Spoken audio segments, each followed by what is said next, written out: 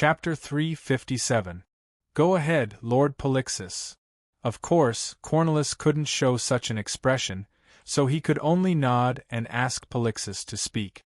When the Lucania and Briti tribes joined the Dionia City-State Alliance, we had a formal agreement with them, not to interfere in the internal affairs of the tribes, and to ensure the independence and integrity of the tribes.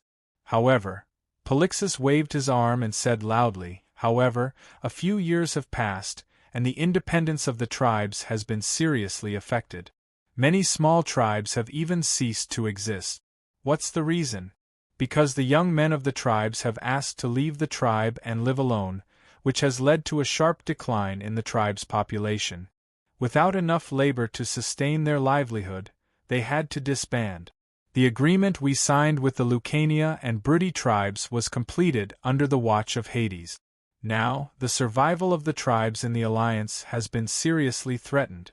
This has not only seriously affected the reputation of Dionia, but also caused the other tribes in Greece who want to join us to hesitate and doubt. In order to live up to the support and trust of the tribes, I propose that the Senate should pass a law to prohibit the tribes from leaving the tribe, in order to maintain the integrity of the tribe. Some of the elders looked at each other and felt strange. What's going on? Polixus, who had always been indifferent to the affairs of non-Greek people, had actually begun to care about the tribe's affairs. Vespa, Hemont, Bagalipi, and the others had a strange look on their faces, while Sidorum, Bergam, Petaru, and Cotarch were deep in thought. At this moment, Plesinus stood up. I don't agree with this proposal. The adult men of the Lucania and Briti tribes are basically citizens or prospective citizens of Dionia. As citizens of the alliance, of course they have the freedom of choice, and the Senate has no right to make such a rule. Don't you think so, Tritodemus? The current senior judge, Tritodemus, nodded and said, the first rule of the law of Dionia is to protect the rights and freedom of choice of citizens, and any new bill must not violate this bottom line. I think that whether it is the tribe or the members of the tribe, they all hope that everyone can live a stable and prosperous life. Judging from the current situation, each of them has achieved a good development in the Dionia alliance. I don't think there's a need to change anything. Devers listened to their argument quietly, her fingers tapping on the wooden chair. Cardias went to the temple of Hades in Turiae and asked to see the priest in charge, Plesinus, to explain his wishes. Plesinus readily agreed to his request, so the young man from the Cyrodian entered the temple of Hades to study as a believer. Every morning and dusk, Cardias studied the teachings of the temple of Hades. The main idea of the Hades doctrine was proposed by Devers, mainly to promote people who do good and punish evil, love the country, family, abide by the law, and are eager to help others will ascend to Elysium after death, while people who behave in the opposite way will go to hell to be punished. He also gave a detailed exposition on the formation of heaven and earth, the disputes of the gods, Elysium, and hell on the basis of the original Greek mythology. Of course, he was biased towards Hades, establishing him as a good god who was willing to endure for the sake of mankind, similar to the Bodhisattva Ksitigarbha of the East. Then, after further interpretation and compilation by Plesinus and several of his subordinates priests, there were now several thick books on Hades and his temple, not including the book about the deeds of his wife, Persephone. During the day, Cardias followed the priests to deal with the affairs of the temple. Early every morning, the tourists came to the temple of Hades in an endless stream. Farmers who wanted to farm, fishermen who wanted to go out to sea, merchants who wanted to do business. As long as it was convenient, they would first come to the temple to pray, and then leave with confidence. At the same time, the people who made a wish and fulfilled a wish would also put a few coins into the donation box, light a small oil lamp, and place it in front of the statue to show their sincerity. After the people who begged for the oracle drew a wooden stick, they asked the priests to answer their questions. The wooden stick was engraved with mysterious sentences, and the good or bad answers depended on the level of the priests. Of course, some people who had been helped by the priests of the Temple of Hades brought some gifts to thank the temple today. Cardias' job was to welcome the people who brought gifts. From morning until now, he had hardly stopped. Although he was tired, he felt full. At this time, he had just sent a white-haired old man down the hill when he suddenly heard someone shouting, "Help! Help!" He heard the sound and saw a man covered in blood running towards him in panic, and there were two people chasing him. Although he had only stayed in the Temple of Hades for a few days, he already had the self-awareness of a priest of Hades who helped those in distress. He immediately went up to the man, wanted to help him up, and asked, "What happened?" The man saw that there were people blocking his way, and he became even more anxious. The man's words echoed in his heart. Only by running to the Temple of Hades and asking Pluto for help can you get out of your current predicament and become a true citizen of Dionia. He reached out and pulled Cardias away, and continued to run to the Temple of Hades on the hillside. Cardias staggered a few steps and almost fell. As soon as he stood up, the two people behind him caught up to him, and he immediately asked loudly, "Who are you people? What happened?" The two strong men looked at Cardias, who was wearing the white robe of a priest of the Temple of Hades, and hesitated. Just as they were hesitating, the man had already rushed to the front of the temple. The people coming and going and the priests who came and went made the two men hesitate, and they finally left resentfully. The man broke into the temple and knelt in front of the statue of Hades, kowtowing and begging, "Merciful Hades! Help me, I beg you! Help me!" The people inside and outside the temple heard his miserable cry, and did not know what had happened. They all came over to see what was going on. At this time, the priests in the temple also hurried over. Polyxus' proposal only received the support of Petaru, Codarch, Bergam, and a few others, but it was not passed. However, after a while, he brought up the matter again and asked for a citizens' assembly. The elders voted again, and the number of people who supported him was actually close to 15, including Enanilus, Eurypus, and Predes, who served in the army, as well as the former leaders of the Brudi tribe, such as Bergam, Petaru, and Codarch. Although it was less than half, including the elders who abstained, the supporters of Polyxus actually accounted for 1/3 of the vote. For Polyxus, this was definitely a huge victory. No wonder after the voting ended, he proudly declared, "The result of this election shows that more and more elders are aware of the importance of the citizens' assembly. If Dionia wants to achieve the same glory as Athens, it must let more citizens participate in the decision-making of the alliance, in order to truly achieve equality and freedom for the citizens of all races in Dionia. As time passes, I believe that the other elders who express their opposition will also realize this, because you are the leaders of Dionia, the wisest of the people. I look forward to the day when the citizens' assembly is held." Polyxus' speech was sonorous and powerful. The faces of the elders changed slightly, and they all looked at the Devers sitting in the front row. At this moment, Bagalippe had already figured out the intention of Polyxus' previous proposal. Polyxus knew that the proposal would not be passed, but he wanted to let these tribal elders see that as long as the power of the Devers was not restricted, then the plight of the tribes would not change, and he could turn this problem around. At present, the relatively independent administrative organizations of the Brudi and Lucania tribes have been greatly impacted by the Dionia alliance. A few years of subtle influence made the young people in the tribes yearn for the free life of the alliance's citizens, and they no longer wanted to be restricted by the tribal rules, so they left the tribes one after another. Bagalippe was aware of this situation, and his tribe was in the city of Basilia, which was located next to Thurii. The year before last, the Devers directly placed Abyssinia under the jurisdiction of Thurii on the grounds that it was easier to manage, making it more politically and economically connected with Thurii, so it was naturally more affected. His tribe almost existed in name only. But Bagalippe was very open-minded.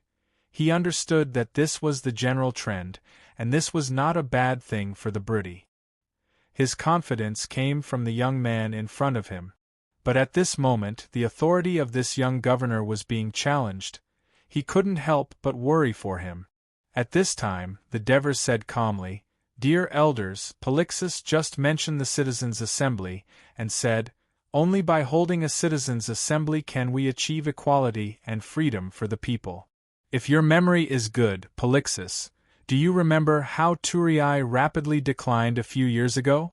How were they burned down?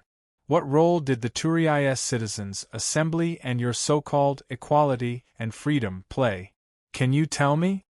Hearing this, Cunigarata and Satanos, Buccos and the others all looked gloomy. Chapter 358.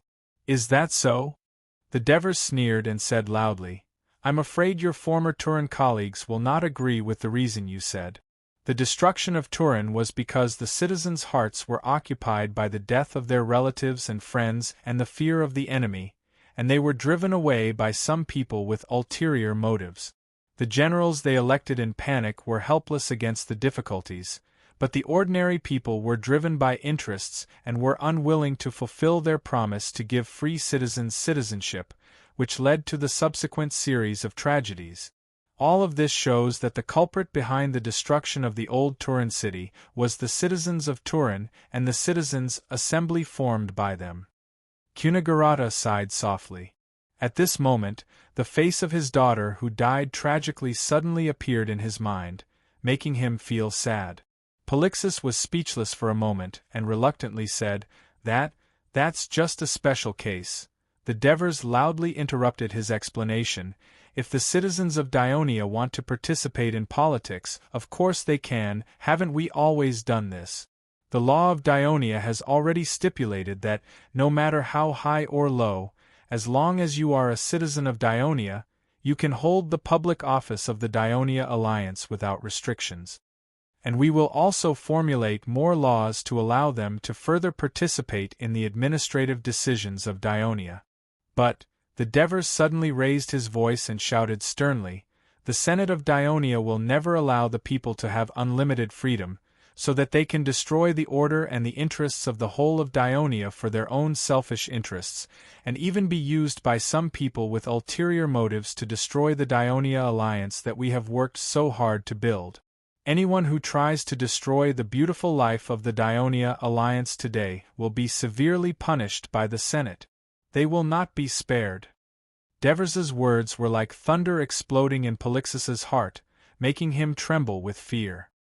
He muttered in a low voice, "According to what you said, most of the city-states in Greece will be destroyed because—" Bang! The door of the hall was suddenly pushed open.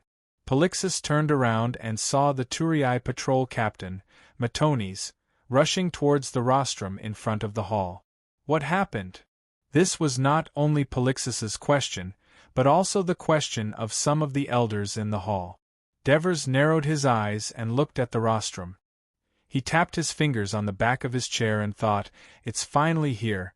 As Cornelius listened to Matones whisper, the look of astonishment on his face became more and more intense. He glanced at Polixus from time to time, which made him a little restless. Matones finished his report. Cornelius had never encountered such a situation before, so he did not know what to do. He had no choice but to ask for help. "Master Devers, please come here." Devers walked forward unhurriedly. Seeing the Devers and Cornelius whispering to each other on the rostrum, the elders became even more curious and confused. They all stretched their necks and pricked up their ears, wanting to know what they were talking about. Vaguely, they heard Devers say firmly, "No. Everything will be carried out according to the laws of Dionia." At this moment, Cornelius shouted again, "Master Triodemos, please come to the rostrum." The elders were all in an uproar. They were all speculating among themselves. What happened? The three of them communicated on the rostrum. Occasionally, Triodemos would ask Matones about the situation. Finally, Devers returned to their seats, while Triodemos stayed next to the rostrum. Cornelius deliberated on how to speak. He cleared his throat and carefully organized his word. My lords, just now. Cornelius, please speak quickly. I'm so anxious!" Scombros shouted. The elders burst into laughter, and the tense atmosphere seemed to dissipate a little. But Cornelius still looked serious. "My lords, something happened in the city of Turin just now. A liberated slave was being hunted and ran to the Temple of Hades to ask for help." The elders were instantly in an uproar. Although the Dionia alliance had not been established for long, it was not like there had never been a murder case. However, it was the first time that a victim ran to the god for help. After all, it had alarmed the Temple of Hades, so they had to be more cautious in dealing with this matter. When Polixus heard the word liberated slave, he felt a strong sense of uneasiness. He moved his buttocks back and forth as if there were nails in the wooden chair. Under the leadership of Lord Martones, the patrols in the city quickly rushed to the temple. Under the identification of the liberated slave, they rushed to the scene of the murder and arrested several men who tried to resist. After an emergency interrogation, the suspect's confession was basically the same as what the liberated slave said. Triodemos had already finished Cornelius's sentence. His eyes were like two cold rays of light shooting straight to the center of the hall. Lord Polixus is the mastermind behind this. As soon as these words came out, there was an uproar. Polixus jumped up like a cat whose butt was on fire and shouted, "This is a false accusation! This is a false accusation! Whether it is a false accusation or not, we can only know after a more detailed investigation." Triodemos' expression was calm, but his words were like knives. Because the information they revealed is related to a more serious crime. They said that Lord Polixus frequently gave freedom to the slaves not out of kindness, but to control them. He used his power to deceive the Ministry of Agriculture by renting fertile land for them, and then most of the income from the land went to you. If this is true, this is a serious violation of the law of Dionia. No illegal possession of land. Don't restrict the freedom of others. Wait for several laws. Polixus's heart was beating wildly, and his mouth was panicking as he protested, "It's not like that. This is not the truth. I didn't coerce any of the slaves, no. They all did it voluntarily. Yes, of their own free will. They voluntarily returned part of their income to me to thank me for giving them freedom. If you don't believe me, you can go and take a look. Some of the slaves I released have already become official citizens. As for the situation you mentioned, we will also carry out an investigation. We will not let a noble senator of the Senate be wrongly accused. However, the law of Dionia is the same for everyone, even if you are a senator. Now that you are involved in this case, we will temporarily restrict your freedom until the matter is finally resolved." After Triodemos finished speaking with a deadpan expression, a few patrolmen had already entered the hall. Under the leadership of Martones, they were ready to go and seize Polixus. Polixus struggled desperately to break free, and from the corner of his eyes, he saw the Devers looking at him coldly. He suddenly realized something, and immediately made a last-ditch struggle to the senators around him. "My lords, this is a conspiracy. A conspiracy of the Devers." He saw that my efforts threatened his dictatorship, so he used such a despicable method to frame me. "My lords, save me. Please save me. Otherwise, if I fall today, it may be your turn next. You." The patrolman forcibly helped him out, and his words were still echoing in the hall. The previously triumphant Polixus was beaten down to the ground in the blink of an eye. This sudden reversal was too provocative, and the senators looked at the Devers with complicated expressions. But the Devers did not care about what Polixus said at all, and he leisurely leaned back on the wooden chair. And then, what Triodemos said next made Anarius, Orpheus, Massasakus, and the other senators tremble with fear.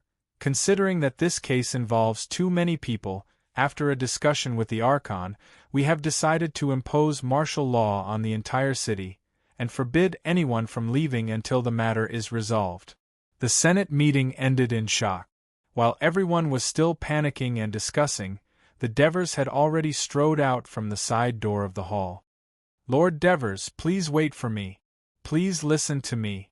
Inarius, who was usually calm and composed, actually shouted in a pleading tone, and chased after them.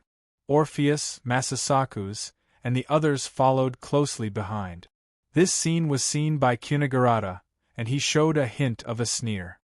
He turned around and was about to walk out of the door, but he saw Bucco sitting behind him in a daze, and he muttered, "How could Polixus do such a thing?" In this Senate, Buccos and Ansitanos were the few senators who did not kick Kunigarata when he was in trouble, so Kunigarata said, "The once rich can't bear to be poor now." Buccos raised his head in astonishment, and Kunigarata had already walked out of the hall briskly. On this day, the people in the city of Turris were shocked to see the patrols everywhere, searching Polixus's mansion, and then restricting the freedom of Inarius, Orpheus, Massasakus, and other senators. In the afternoon, Cremissa also sent an urgent letter. "There are freed slaves seeking help from the Temple of Hades." Without waiting for the Senate's decision, the Crimean governor Protesilaus, who had received the secret order from the Devers in advance, had already ordered the patrols to arrest a few nobles who used to be part of Cremissa. And the news that came back caused Eurypus and Predes to lose their positions. In fact, the secret agent organization under the Devers, headed by Aristyras, had already grasped the entire situation. All they needed was a dignified reason to throw it out. The news of nearly 10 Senate senators being detained was like a political earthquake in Turris, causing the people to discuss and spread rumors. Chapter 359. As soon as he went downstairs, Hermes's heart skipped a beat. There were 3 patrolmen standing in the lobby of the hotel. "He's the one from Syracuse." Someone next to him pointed him out loudly. The heavily armed patrolman walked forward and asked coldly, "Hermes from Syracuse? What do you want?" Hermes panicked and shouted, "I'm the messenger of Syracuse. I want to see your consul." "Then you have to come with us." The patrolman sneered and forcefully escorted him out of the hotel. This scene had undoubtedly become another topic of conversation for the confused citizens of Tulii today. "Father, I heard that Polixus has broken the laws of the Alliance and has been locked up." Sostatus ran into the living room excitedly. Kunigarata glanced at him and said in a relaxed tone, "This incident has shocked the whole city. Did you only find out now? What have you been doing all day?" "What else could I have been doing? Of course, I went to participate in military training. It's my turn today. I'm so tired." Sostatus complained and lay down on a wooden chair. He said lazily, "It's a pity that the bathhouse is closed. Otherwise, I would have come back later." Kunigarata frowned. He could not stand his eldest son's laziness. He said in a deep voice, "All the young citizens of Dionia have to participate in military training, but I've never seen anyone like you who is afraid of hardships and tiredness. You should learn from your brother. Not only did you seriously participate in the afternoon training at school, you even took the initiative to find someone to practice your combat skills with. That's why my family's hopes are all on my brother. As for me, I just want to be a rich man with good food to eat, beautiful women to sleep with, and matches to watch." Sostatus said indifferently. Kunigarata raised his white eyebrows.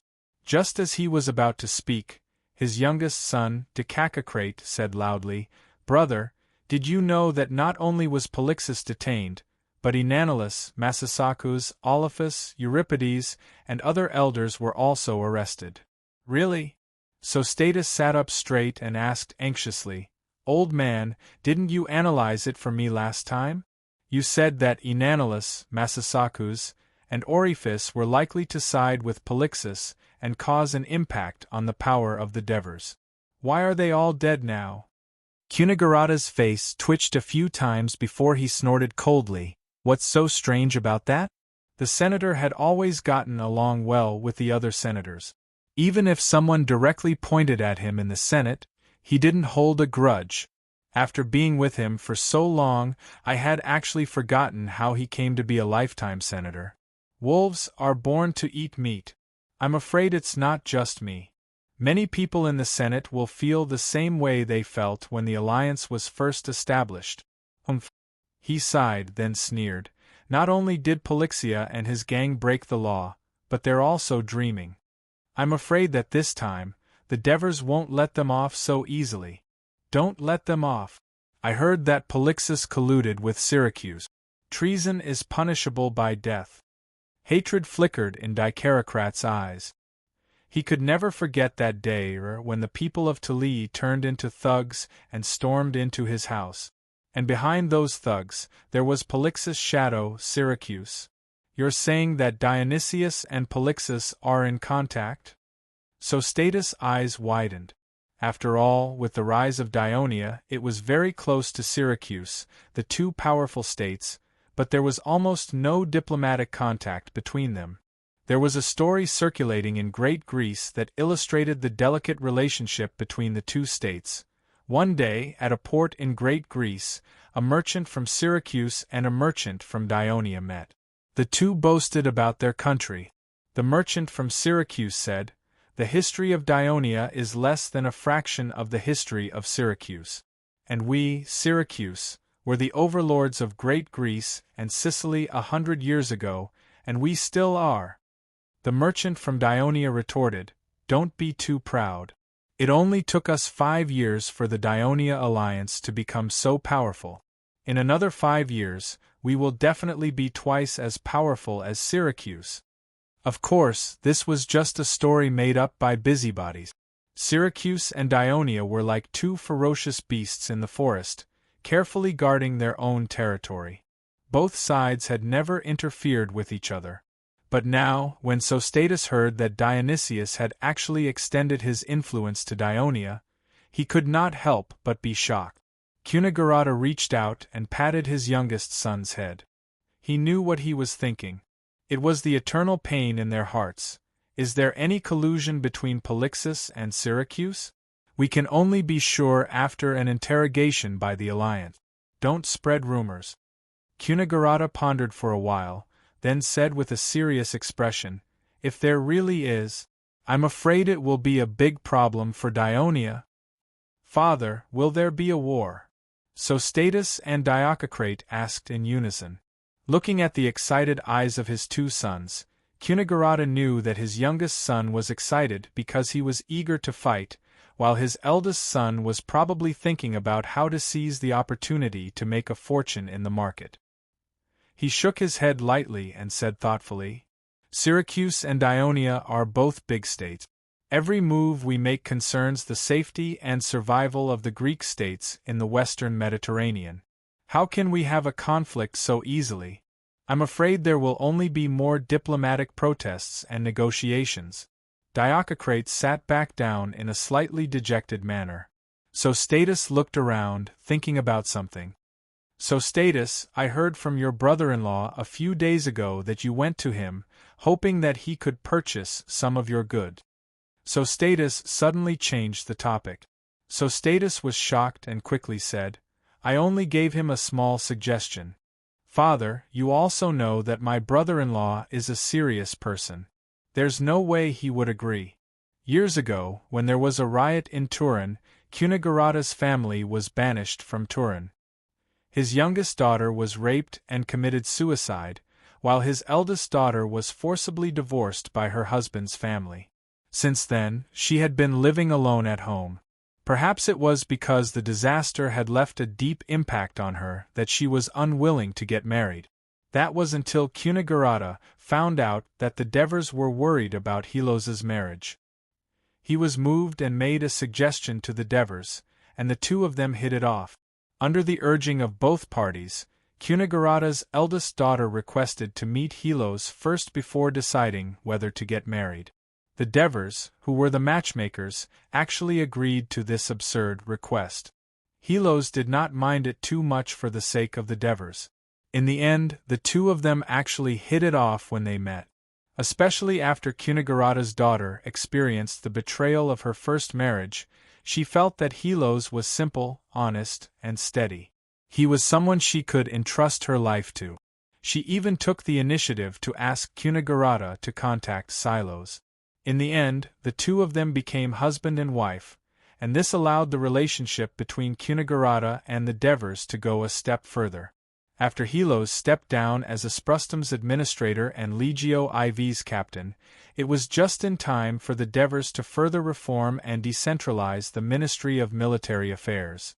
Originally, the authority to deal with the specific affairs of the army was concentrated in the hands of the military affairs officer. Now it was divided into three parts by the Devers. The first was the military affairs. The military affairs officer, Felicius, was in charge of the appointment of the army personnel, the rotation of the troops, the patrols of the navy, the service of the citizens, the statistics of military achievements, and so on. Of course, the important army personnel appointments, such as the Legion Commander and the Legion Commander, had to be personally confirmed by the Devers. The second was the military training.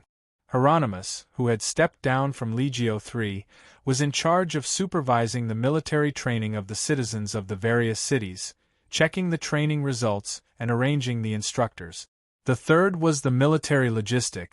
In this era, the Greek city-states did not specially arrange for personnel to manage the logistics of the army. Ever since the Devers established themselves in Amendola, they had sent Murses to manage the logistics of the army. However, with the expansion of the alliance, there was an increase in the number of affairs. Murses was already too busy just managing the finances of the alliance. Furthermore, the local government and the army could not be too closely intertwined. They had to be separated, so there was a need for officers to specialize in managing the logistics of the army. The first person the Devers thought of was Helos. Not only did he have a wealth of military experience, but he also had a track record in administration. He was steady, serious, and cautious. He was also the former captain of the Devers, one of their most trusted people. He could take on a big responsibility. I forbid you from harassing your brother-in-law. Especially in this special period, don't have any contact with him. Cunagurata ordered sternly. As an old politician, he had a premonition of the political storm that was about to set off. So Status lowered his head and repeatedly agreed. How could Cunagurata not know his disobedient son? He immediately said, "You're not young anymore. Recently, a few families have sent matchmakers to propose marriage to me. Don't go out for the next 2 days. Hurry up and settle your marriage." Huh. So Status' eyes widened. That's great. I'm finally going to have a sister-in-law. Dicaculate jumped in joy. In the study of the Devers mansion, the Devers were talking to the agriculture officer Buckos. Chapter 360. Buckos was unmoved. With a pained expression, he said, "To think that so many people were found to be occupying land illegally. To be honest, I'm very surprised. I feel even more pained by my dereliction of duty. If I don't resign, I won't be able to answer to the people of the Senate. I also hope that the Senate will investigate me and confirm my innocence." Listening to his words, the Devers' mind was in a whirl. He had known about the corruption problem of Polixus and the others a few years ago, but he had tolerated it and allowed it to spread and involve more people. On one hand, Polixus and the others wanted to achieve their goals, so they had to buy more slaves and release more slaves. This was exactly what the Devers wanted to see. On the other hand, most of the people who were involved in this shady business were the nobles and the rich of the cities. Only they had the ability and connections to achieve their goals. The Devers could take this opportunity to catch all these people who were secretly resisting the bill that he had enacted to benefit the people. Therefore, it wasn't that no one had discovered the problem in the past few years. It was just that several important civil servants under Buckos had been bribed to cover it up. At the same time, the Devers had also secretly suppressed the matter. It was only today that the lid was lifted. From the bottom of his heart, he felt guilty towards Buckos. "Daddy! Daddy!" At this moment, the half-closed door was suddenly pushed open. 4-year-old Crotocatax ran in. Come and play with me. As he spoke, he jumped onto the Devers's chair. The Devers hurriedly hugged him and said in a pleasant tone, "My little crew, I'm discussing something with my uncle. I don't have time now. Go and play with Brother Adoris, okay? Brother is reciting poems and doesn't have time to play with me. He said that if he doesn't recite well, he'll be punished by the teacher tomorrow. Sister is helping Mom with the flowers. No one is paying attention to me." Little Crew hugged the Devers's neck and said pitifully, "Daddy, come and play with me, okay?" Seeing that the consul, who was usually revered by everyone, had no idea what to do with the child, Buckos was both surprised and a little emotional. He stood up and said, "Lord Devers, you don't have to persuade me anymore. I've made up my mind. I'll be leaving first." "All right." Devers held his son in one arm and stood up. "I agree with you resigning from your position as the agriculture officer, but I won't allow you to be lazy. Right now, there are a lot of things to do in the Alliance. I can't handle it all by myself. You must continue to come and help me." Buckos was silent for a moment, then said, "Let me think."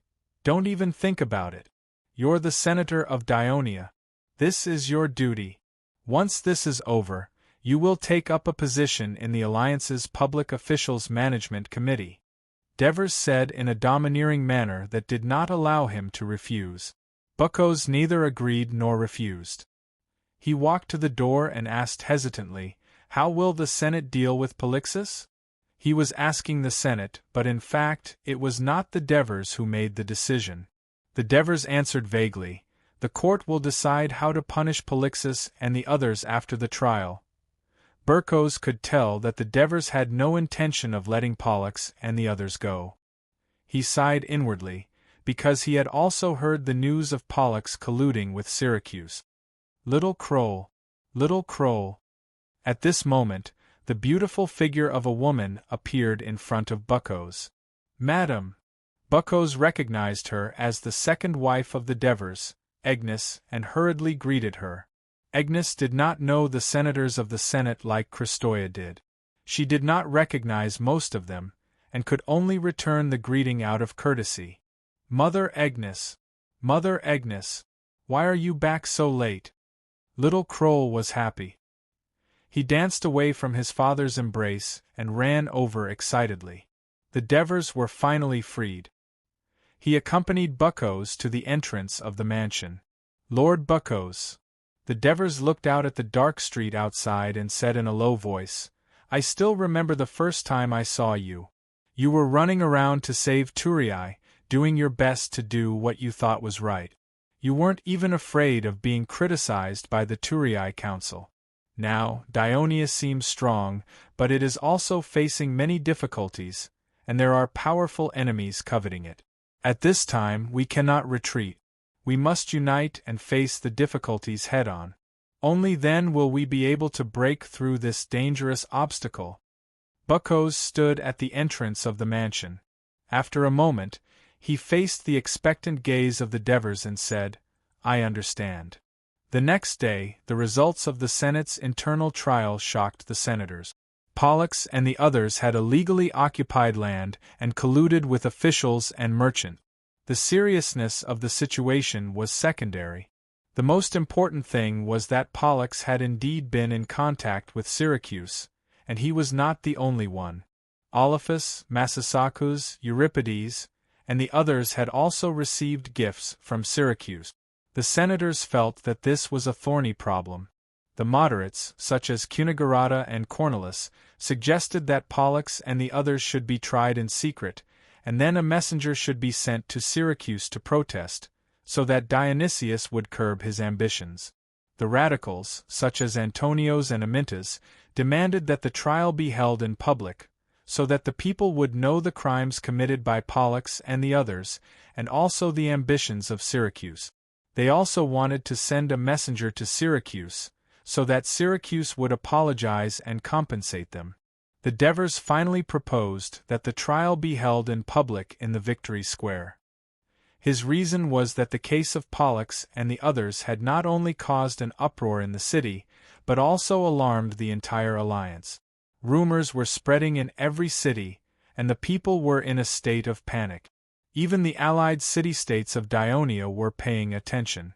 The Senate needed to tell the people the truth, and at the same time, remind the people of Dionia that the Dionia alliance was still in a bad situation, so they could not slack off.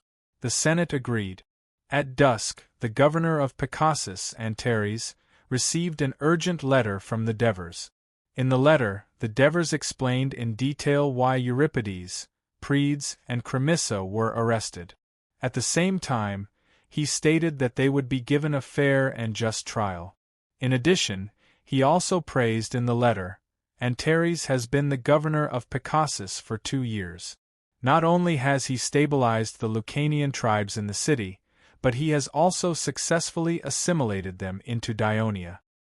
He has also developed the port of Picassus, and promoted the prosperity of trade. The Senate expresses its gratitude for his contributions in the Lucanian region.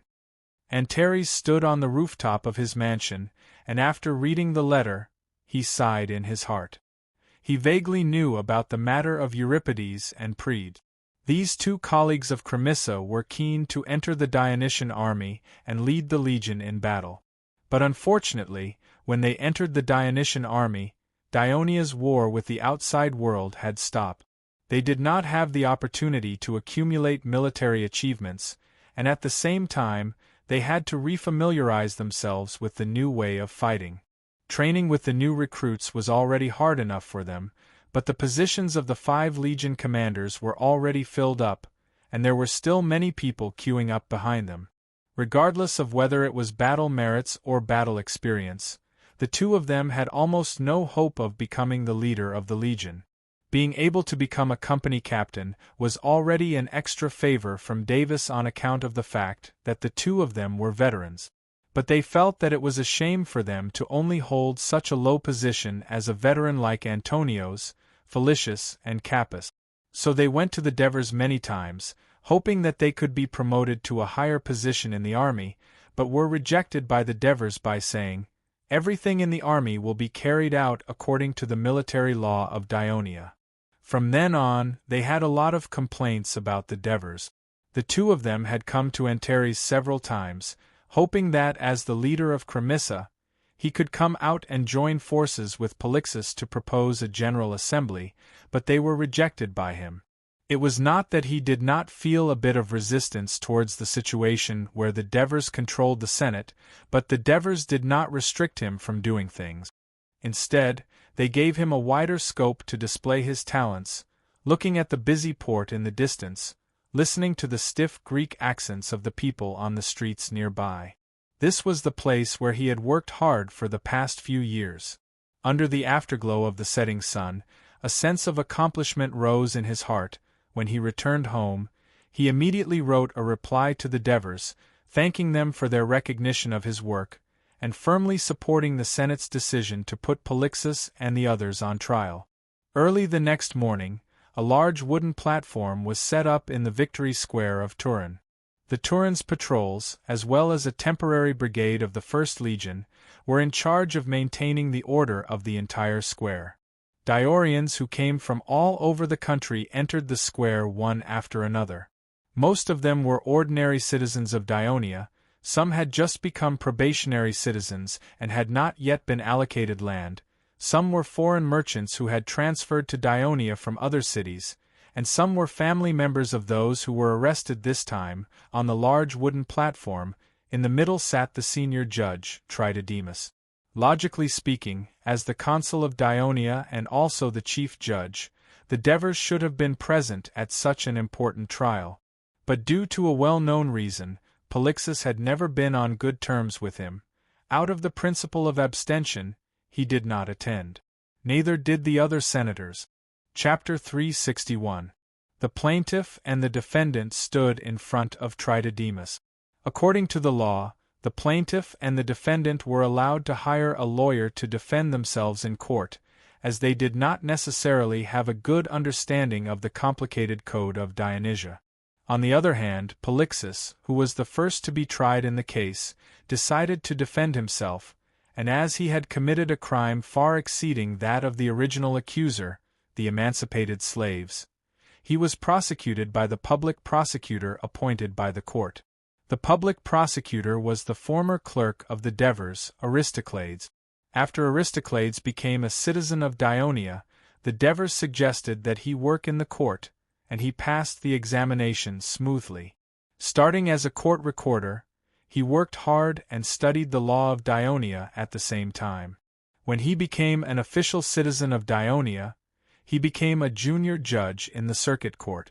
For more than a year, he judged more than 200 cases and disputes without any mistakes, and became a rising star among the judges of Dionia. For this trial, the Devers personally appointed him as the public prosecutor, and they had high hopes for him. Because the Devers had transplanted the court system of the later generations to Dionia, it was different from the others from the beginning. The most respected court in Athens in this era did not have a special judge, and only a marshal maintained the court procedures. The power of trial was in the hands of the jury, but the number of the jury was not fixed, and the number was determined according to the size of the case. The highest number of jury members could reach more than 2,000, and the result of the trial was decided by majority vote. Therefore, in Athens, regardless of the size of the case, the participation of the jury was mandatory. Every day, about 3,000 to 4,000 citizens went back and forth between the various courts in the city and the port, and the other city-states jokingly called the people of Athens as the Greeks who loved litigation. However, in Dionia, other than important cases such as murder cases, treason cases, and so on, which could only be decided by a jury, other civil disputes were usually decided directly by the judge. Even if the defendant requested for a jury, it was highly likely that the request would be rejected. The reason was that the citizens of the Dionia Federation were busy with military training, field work, market trade, public infrastructure construction. They did not have much free time to sit in court and listen to the plaintiff and the defendant talk about things that had nothing to do with them. And because the city of Athens was extremely wealthy, there was monetary compensation for being a juror. Some citizens even made a living as a juror, so the citizens were happy to do it. In short, with the current strength and financial resources of Dionia, it was impossible for them to afford such a time-consuming and costly Athens-style trial, and they did not intend to implement it.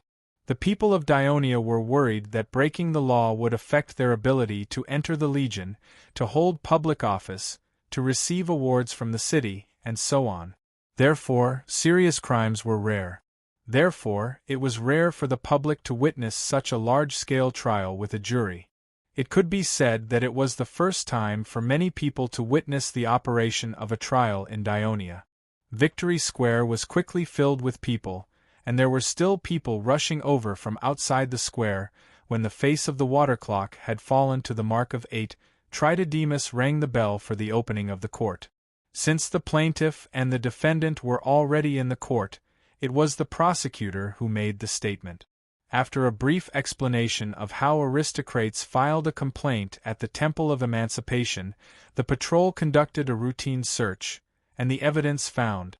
Then, after a brief explanation, the evidence found was shown to the jury, accusing Polixus of illegal occupation of land, restriction of freedom of others, and other crimes. The audience below the stage began to stir.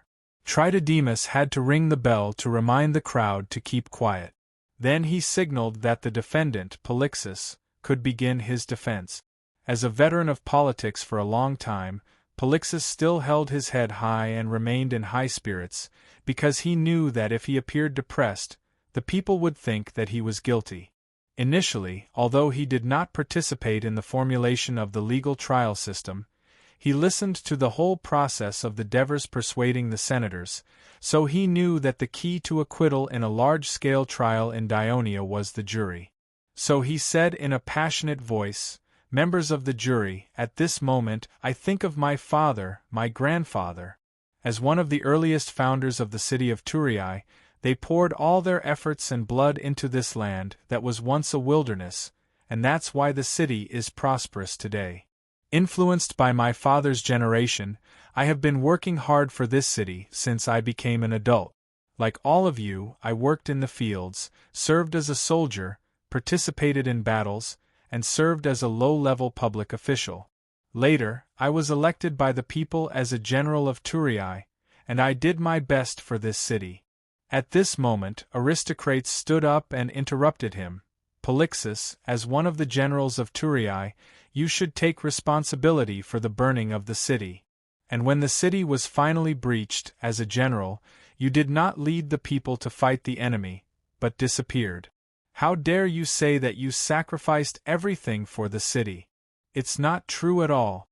It was obvious that Aristocrates had carefully investigated Polixus' life in advance. As soon as he finished speaking, someone in the audience responded, "He's right. Back then, I was in the team that fought against the Crotone Empire. Many people died in the battle, including Neonsis, but I never saw you, Polyalexis." "Coward! Coward!" Someone in the audience began to curse. "Quiet! Quiet!" Tritodemus had to ring the small bell again to remind the people to keep quiet, and at the same time, he warned, "Both of you, don't talk about topics that have nothing to do with this defense, and go back to the issue of the charges." It should be said that because there were not many large-scale trials in the courts of Dionia, and young judges like Aristocrates were inexperienced, otherwise, they could have protested as soon as Polixus opened his mouth. But their confrontation at the beginning attracted the attention of the people. The court was like a battlefield, and the battle of words was a matter of life and death. The risk and intensity of it were far greater than watching a play. The people of Dionia began to widen their eyes, looking forward to the more exciting debate. Polixus was quite embarrassed. He was so selfish that he really forgot that he had been a deserter. He originally wanted to continue to promote his hard work in the Senate, but now he had no chance. He took a deep look at his opponent, and then began to say, "As a senator of the Senate of Dionia, I have always regarded the consul Devers as a role model, and in response to the revelation of Hades, I have given freedom to a large number of slaves in my family, regardless of the losses of my family. So far, 57 slaves have been released, and 6 have become official citizens. I don't think there is any other citizen of Dionia who treats slaves as well as I do. Not at all." Polixus looked around him with a stern expression. "The freed slaves, out of gratitude and gratitude, give me some money every year as a reward. I could not refuse their kindness, so I reluctantly accepted it.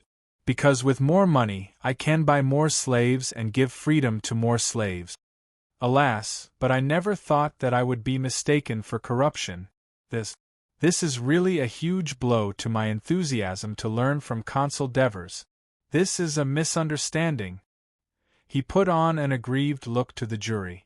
Aristocrates said coldly, "Your Honor, may I ask the witness to question whether Polixus is corrupt or not?" Tritodemus nodded in agreement. Aristocrates called a total of 10 witnesses, all of whom were freed slaves of Polixus. Some had just been released, some had become probationary citizens, and some were already official citizens. These witnesses with citizenship did not want to appear in court, but the court enforced it, because it was the obligation of the citizens of the League. After they swore to God Hades that they would not lie, Aristocrates asked them questions one by one, each sharper than the last. During this period, Polixus tried to interrupt several times, but was scolded by Judge Tritodemus. Seeing that Polixus was in a bad situation, the witnesses were afraid of being accused of lying and sentenced to blasphemy, so they confessed everything. Now the people near the wooden platform understood. First of all, the location of the land owned by these witnesses was already enviable. It was all fertile land on the Sabari plain. When the League was first established, there were many people and little land. In order not to let the land become barren, a lot of land was rented by free people and freed slaves. Later on, the rent of land in Sabari became scarce, and it was not enough even for the preparatory citizens, let alone the freedmen. The newly released slaves of Polixus were able to rent a good piece of land, and this was a very big problem. Secondly, after these witnesses paid the League's taxes, they had to pay Polixus another 40% of their land income. Thirdly, the witnesses who had become official citizens had to pay Polixus 5% of their land income every year. Why did the official citizens take the initiative to give him money? Because Polixus had bribed some people in the Ministry of Agriculture, and when distributing the plots of land to the official citizens, he would do something to add an extra acre and a half. Because their plots were often located in remote places, they were not easily discovered. Therefore, when these citizens from the Polixus family received benefits, they were afraid that their land would be confiscated during the annual inspection by the Ministry of Agriculture, so they took the initiative to give Polixus benefits. Chapter 362. Trithodmus suddenly rang the bell. Defendant, I'm warning you for the last time. If you continue to make wild guesses and accusations, the court will forbid you to speak again. Polixus hurriedly swallowed his words and looked back at the jury, wondering if they had been influenced by his deliberate words. By now, he felt that his chances of being exonerated were getting slimmer and slimmer. Aristocrates took out a piece of papyrus and said to the jury, "This piece of paper records the amount of property that the patrol team found in Polixus's mansion." Fortunately, Polixus didn't deposit the money in the bank. At that time, the reputation of the Christoia Bank was deeply rooted in the hearts of the people.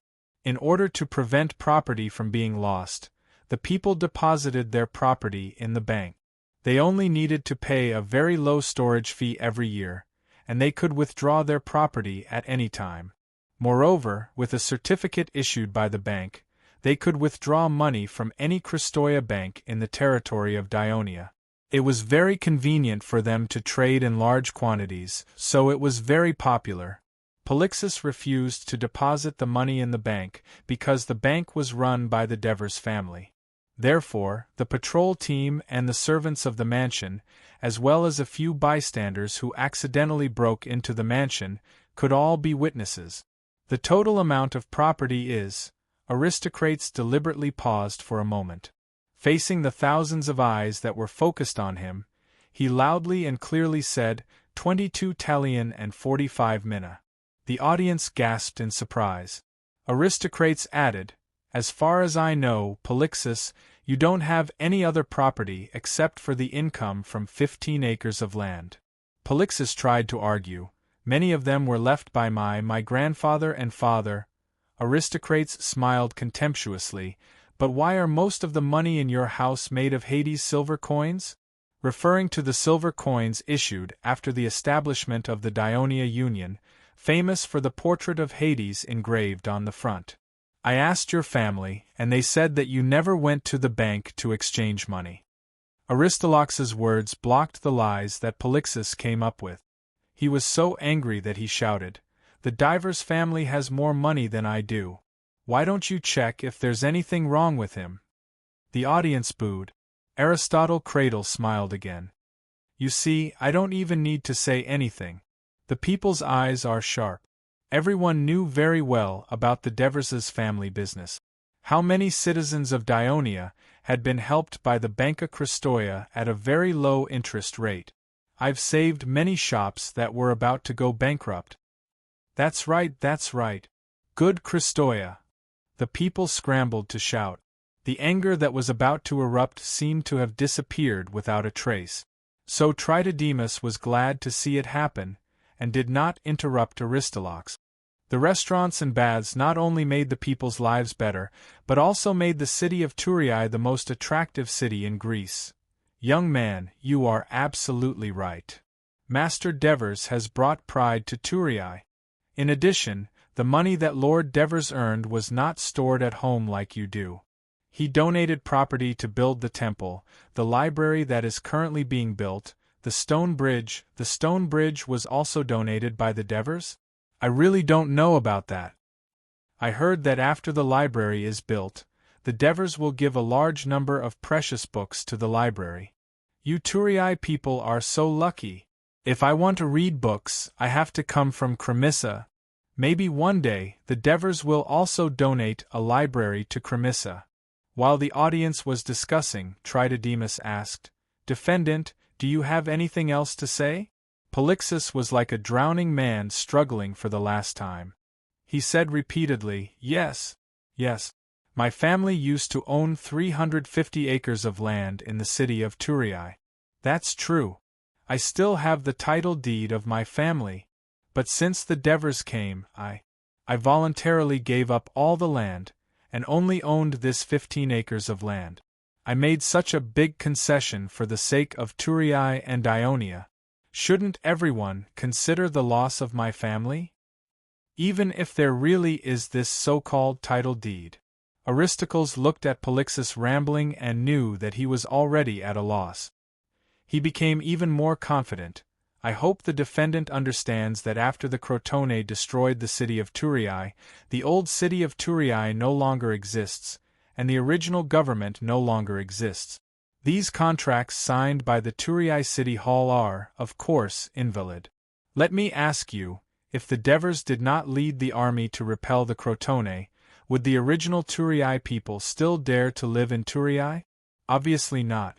Everyone was forced to wander to other cities, and it was difficult for them to even survive, let alone own land. At this point, Aristocle's tone became slightly heavy, and then he raised his voice again.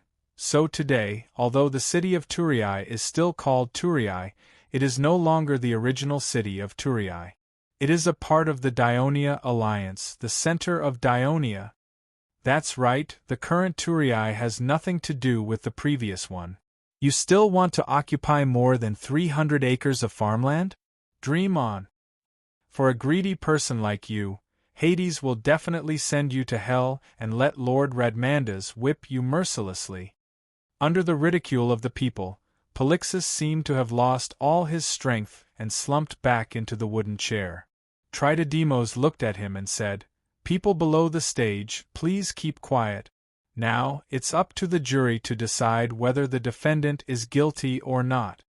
After saying that, the orderly immediately put an hourglass on the judge's table. Before the hourglass finished dripping, the jury and citizens had to make a decision. Each of them had 2 bronze plates in their hands, one engraved with guilty and the other engraved with not guilty. Almost without hesitation, the members of the jury quickly threw the bronze plate in their hands into the copper pot in front of the table. Clang! Clang! Clang!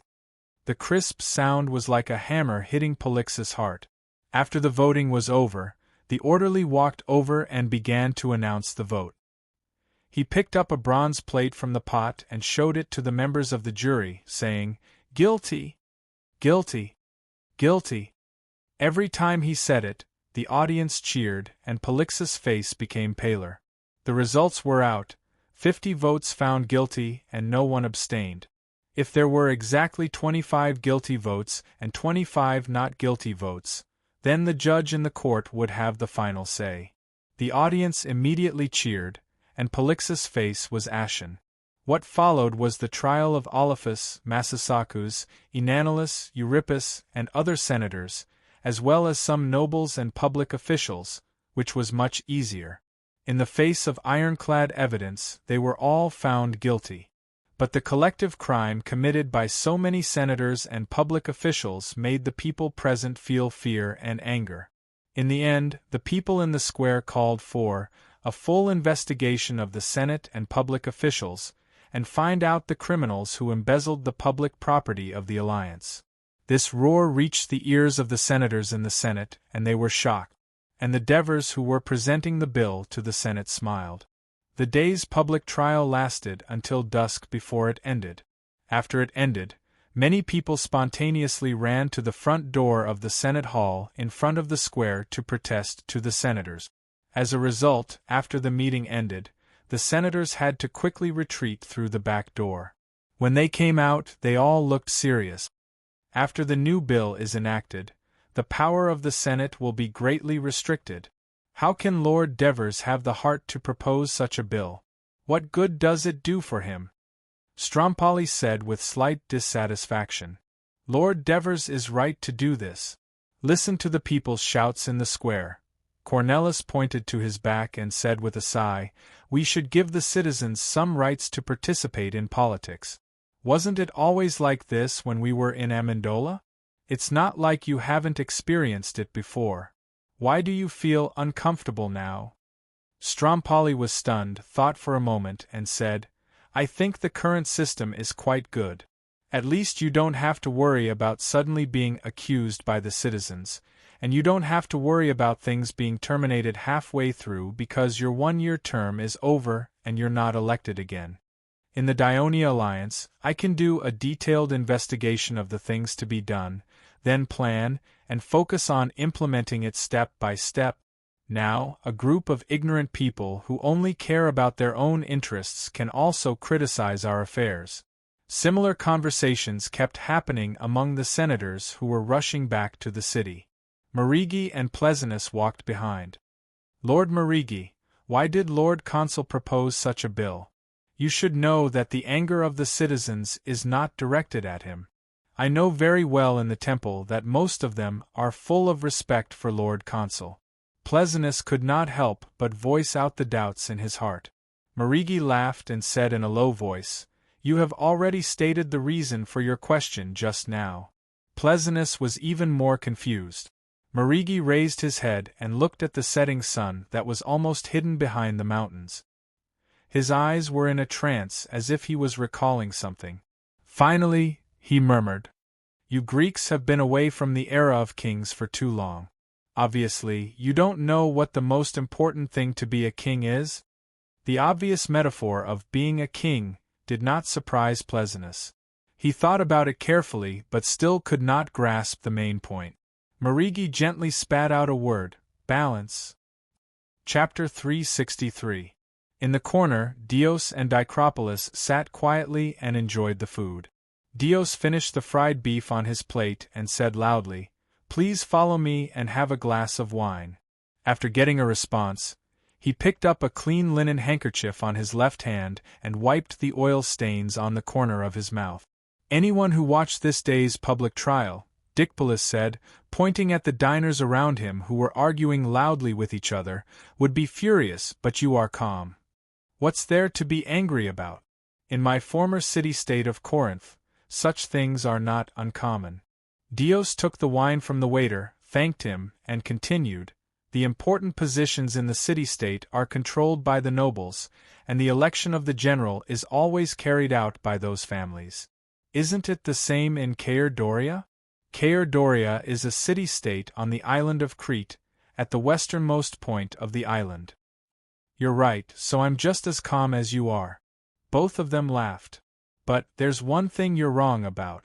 Caer Doria was my former city-state, and now I'm a citizen of Dionia. Dicropolis pretended to be serious as he reminded Dios. You and I are both. Dios smiled and raised his glass. The two of them clinked their glasses. But there's one thing that Polixus did. I agree with. Dicropolis looked around, then moved his head closer and said in a low voice, Call for a citizens' assembly.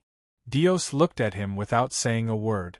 Dicropolis continued in a low voice, All the decisions in the Dionia Federation are made by the Senate. We ordinary citizens can neither participate nor oppose, and we can't decide anything. Although an ordinary citizen can become a senator of the Senate, according to the law, this path is too long. Merchants like us have to travel all day long, and it's impossible for us to take up any public office. If, Dicropolis hesitated for a moment, then said, If the system of Dionia doesn't change, I'm afraid some merchants will leave. After all, we have a lot of money, but we can't interfere with any of the decisions of the Dionia Senate. This will always make us merchants unhappy, right? Dios lowered his head and took a sip of wine. Suppressing the shock in his heart, he asked, Are you one of those who are leaving? Of course I won't leave this place. Dicpolis said confidently, This place has the best food in the Mediterranean. There was the best entertainment competition, the best hot spring bathing place in the world. Furthermore, there were no invasions. It was simply an Elysium on Earth. Why would I want to leave? Dicpolis leaned back in his chair and shouted. You're right, friend. A man with a flushed face and a slightly tipsy expression came over and patted Dicpolis on the shoulder, then said in an excited voice, It's because of Lord Devers that the beautiful city of Turis exists today. Brothers, let us salute the great Lord Devers. After he finished speaking, the diner at the same table stood up and raised his glass. To Lord Devers. Influenced by them, the other diners also stood up. Long live Lord Devers. Salute to our great commander. The noisy restaurant had converged into one voice. After everyone finished their salutes, someone stood up and jokingly said, To our damned Senate. Immediately, laughter and curses rang out again. Dicpolis laughed as he watched them quarrel. Dios reminded him, Even now, Dionia is not without the danger of war. Dicpolis was stunned, then immediately said, You're worried about Syracuse? Dios nodded slightly. Dicpolis waved his hand nonchalantly. As a former Corinth man, I don't think you should worry about this problem. In Greece, Sparta, Athens, Corinth, Thebes, Agos, and other city-states had sent spies, bribed enemy counselors, and even defended the interests of the enemy at the assembly of citizens. If war broke out because of such a small matter, Greece would have long been in a mess. But, to be honest, the current situation in Greece is really terrible, especially in Corinth. I heard that Sparta's army is stationed in Corinth and often fights with the allied forces of Corinth, Athens, Thebes, and Agos. People die every day. You're really lucky to be able to come out early. Dicpolis talked about the motherland. After a moment of silence, Dios sighed. Yes, the people of Corinth are not having a good time. I heard that Sparta's king Agesilaus has led his army from Persia to the north of Greece, and is preparing to move south. Together with Sparta's army, they will launch a pincer attack from the north and south. The allied forces of Sparta are definitely in danger. Speaking of which, I really should thank you. If it weren't for your persuasion, I wouldn't have made the decision to join Dionia so quickly. Dicpolis laughed. If that's the case, how should you thank me? It was a joke, but Dios said in a low voice, A few days ago, I went to Lord Devers's mansion to discuss with him about the donation of the stone bridge. You know, I followed Lord Devers and donated many times.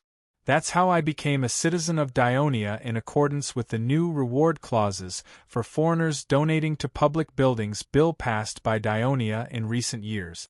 You're a big merchant now, Dicpolis said. Dios ignored the slight jealousy in his words and continued, Lord Devers asked me about the merchants' protest in the square. In the end, he said, this can't go on anymore. Dionia must change. Did he really say that? Dicpolis asked in surprise. Of course, I remember it clearly, Dios said with certainty. Lord Devers has always been a man of his words. Dicpolis' eyes flashed. Lord, were you looking for me? Aristiras walked into the Devers' study. Have a seat, Aristiras.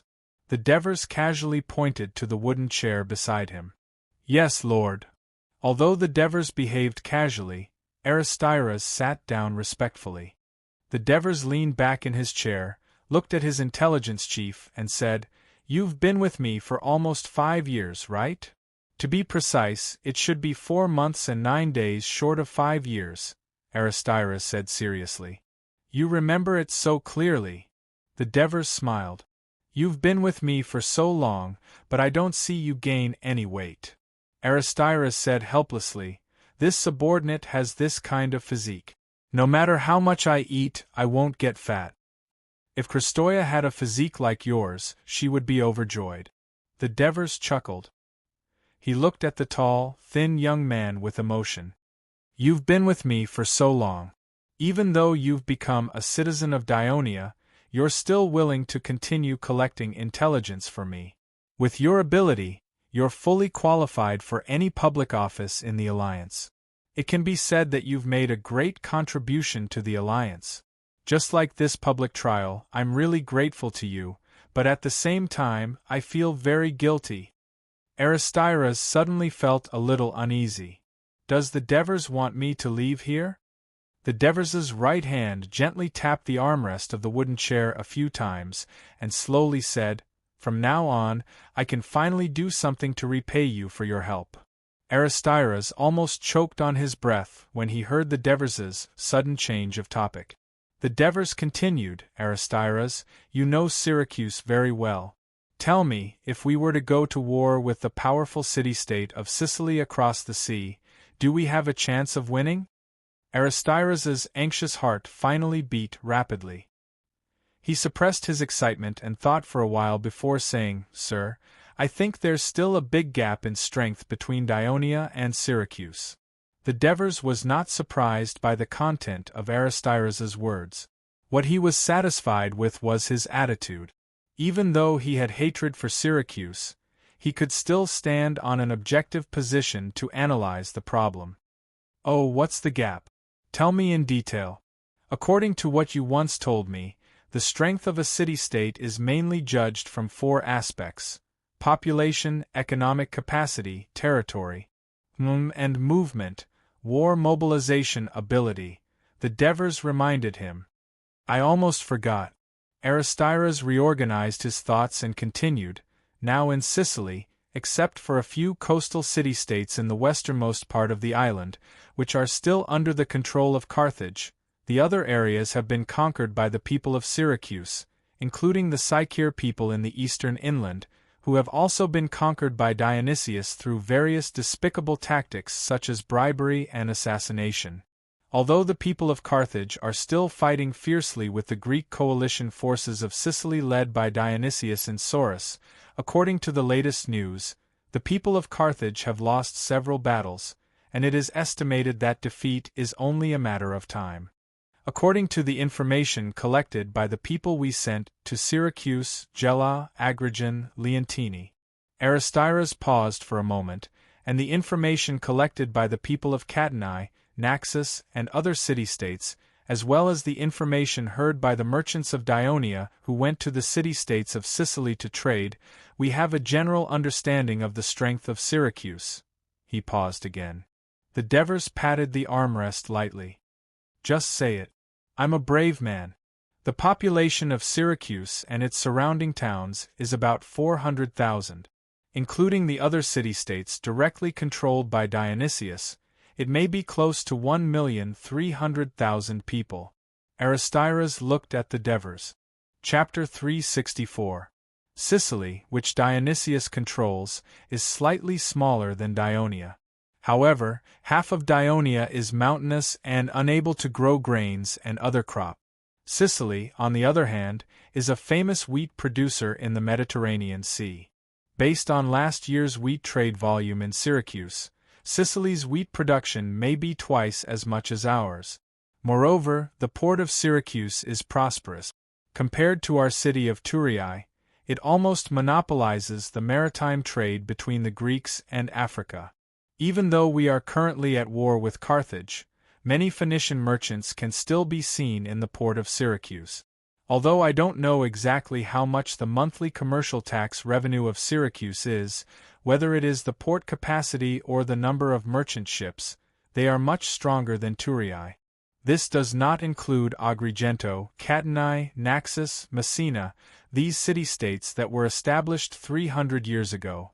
Their ports are very prosperous. Listening to Aristyras' words, Devers nodded involuntarily and said, "Let's not talk about the war mobilization ability. Since Dionysius is a tyrant, his biggest advantage is that he can maximize the concentration of all the resources under his control, including the people. He can suddenly launch a war without the approval of the council. I remember you said last time that Dionysius deployed about 100,000 people in the war against Carthage on the north coast of Sicily this time?" "Yes, sir. To be exact, it should be nearly 80,000 infantry and 20,000 navy." "Last time, how many people did he send to attack the west of Sicily?" Devers asked again. "It is said that it was also 100,000 people." Divers heaved a sigh of relief. Yes, Syracuse can launch a large-scale war with 100,000 people at every turn. The key is that they can still support such a large number of troops to carry out a campaign for more than half a year at a place 100 miles away from their motherland. Syracuse's potential for war is really shocking, Divers exclaimed. Sir, although Syracuse is powerful, it is not without weaknesses. Seeing the frustration in the Devers' tone, Aristides took the initiative to say, Dionysius tyrannized the people of Syracuse to prevent the people from rising up against him. He also forced the people to pay heavy taxes. The citizens of Syracuse had to pay 20% of their income to the national treasury every year. The people hated him. Moreover, the citizens of the other cities in Syracuse also hated him. Not only did they have to pay a high tribute to Syracuse, but their relatives were also killed by the people of Syracuse during the conquest of Syracuse. Some of their relatives were captured and sold as slaves to faraway places. They hated the people of Syracuse and Dionysius. The Devers gazed silently at Aristoratha's face, slightly distorted by pain. After a long while, he said, You are right. However, as long as Dionysius's army continues to win, as long as his forces do not suffer major losses, the hatred of the people of Syracuse can only be hatred. They can't hurt Dionysius at all. He still has the support of Sparta, Aristides immediately said, but Sparta is now in a war and has no extra power to support Dionysius. And in the south of Sicily, there is Syracuse's mortal enemy, Carthage. This is indeed a good opportunity. The Devers stroked the sparse stubble on his chin. The current population of the Dionia Alliance is about 800,000 people. Whether it is commerce or agriculture, it is far behind Syracuse. Moreover, the military forces of Dionia are relatively scattered due to their geographical location. It is not easy to concentrate, and the navy is also weak. Once the war with Syracuse starts, the pressure will be great. Aristides looked at the Devers for a long time without saying a word. He was anxious, but he did not dare to show it. He subconsciously clenched the armrests of the wooden chair. Aristides. The Devers finally spoke, I allow you to send your men to Sicily from now on. They will have a detailed understanding of the forces that oppose Syracuse and Dionysius in the city-states of Sicily, and establish preliminary contact with them. Yes, sir. Aristides was refreshed. He could not help but ask further, and then? The Devers looked at him with bright eyes. Before the war with Syracuse, there is no then for the time being. The next day, the public trial of Turris continued, and it still attracted a large number of Dionia citizens to watch. Because the content of today's trial was mainly about whether Polixus and the others colluded with Syracuse and conspired to disturb Dionia.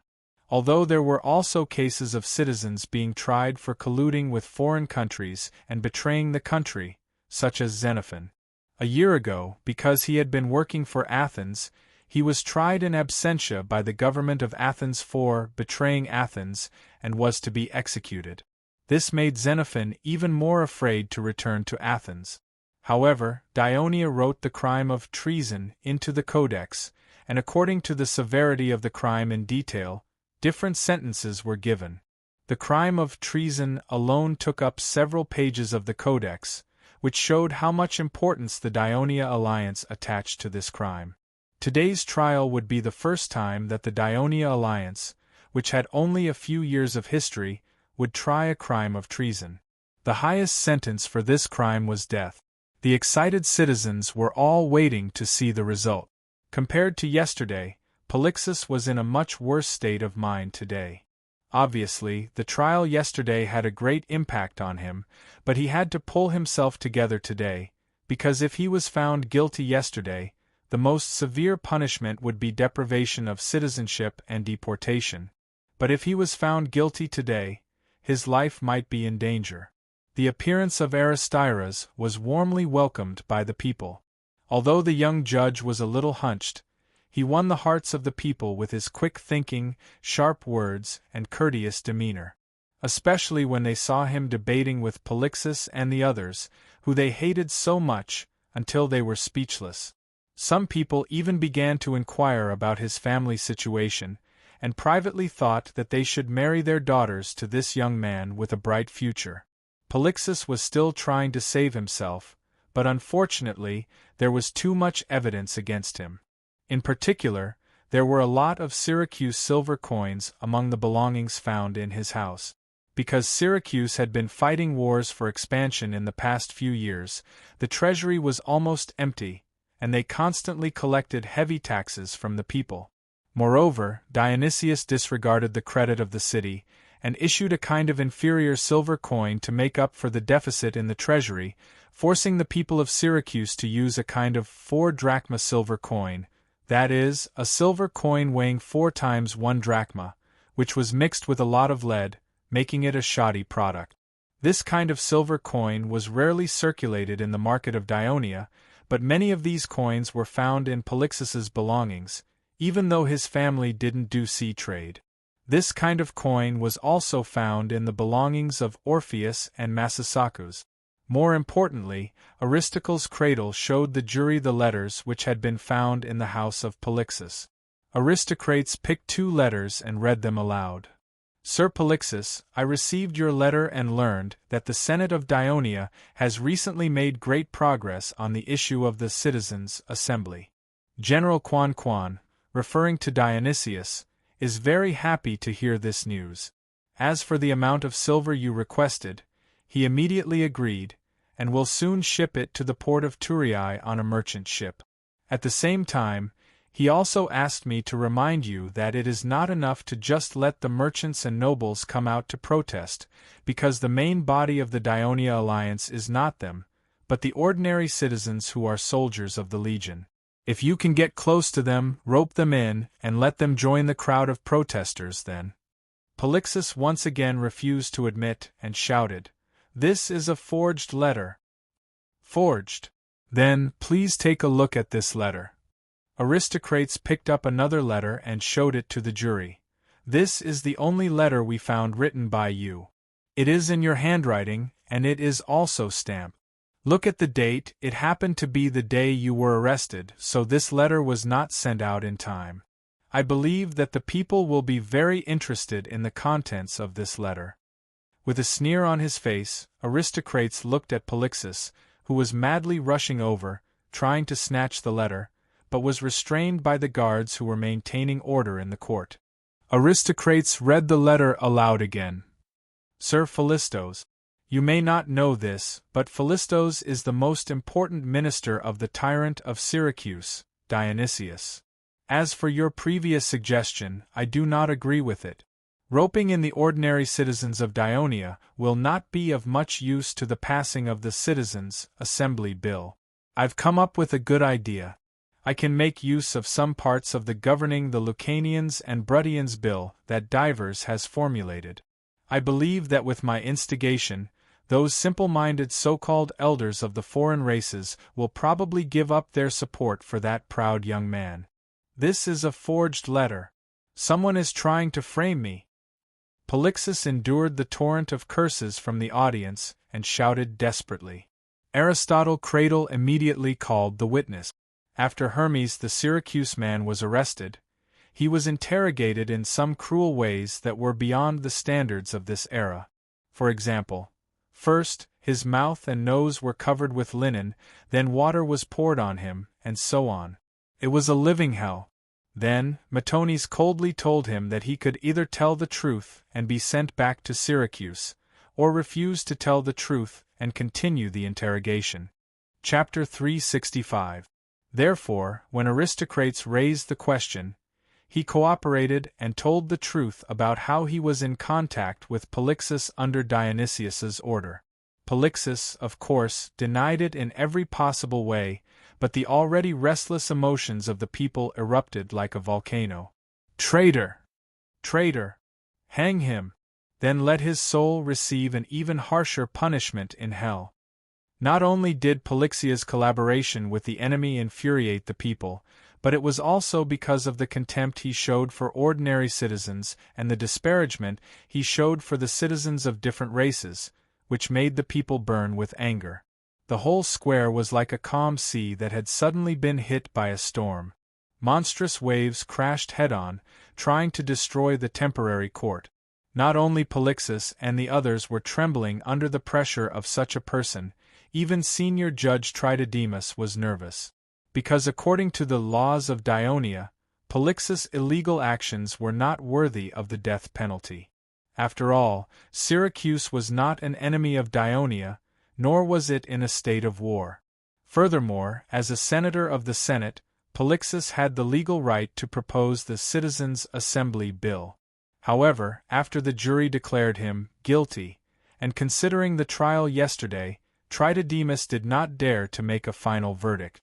Instead, he frequently discussed with the assistant judge and the prosecutor aristocrates in low voices. At this moment, a loud and clear bugle sounded. The people looked towards the direction of the sound. They saw the door of the Senate open, and the senators led by Devers walked out of the Senate hall. Under the protection of the guards, Devers walked down the steps and onto the wooden platform, because the wooden platform was built next to the steps. Tritodemus hurriedly went forward to salute, but was stopped by Devers. "This is the court and you are the master here. I am only here to solve a small problem for you." Tritodemus immediately understood what he meant, and said gratefully, "Thank you for your help, sir." Devers turned around and saw Aristocratia bowing respectfully to him. He patted Aristocratia's shoulder intimately and praised, "Aristocratia, I didn't expect you to do such a good job." Then he saluted the jury members, thanking them for their hard work. Then, he glanced at the row of people in the dock. Compared to the fear and pleading in the eyes of Olaphus, Massasakus, and the others, Polixus had no choice but to give up. His desperate eyes revealed a fierce light as he pointed at him and cursed, "Devers, you are afraid that I will fight for more rights for the citizens, so you fabricated false evidence to frame me. One day, the people will discover your true colors, and you will not escape the fair trial of Hades." Devers completely ignored his existence. He walked to the front of the wooden platform, stretched out his hands, and pressed down. A miracle happened. The sea, that was originally howling and tumbling under the platform, gradually calmed down. At this moment, he said, "Citizens of Dionia, families of the citizens of Dionia, I am very happy to see so many people here to participate in the public trial. This shows that you love the Dionia Alliance and care about the Dionia's legal system. Here, on behalf of the Senate, I would like to express my gratitude to all of you who have been working hard in front of the court for the past 2 days." After that, he bowed to the people seriously.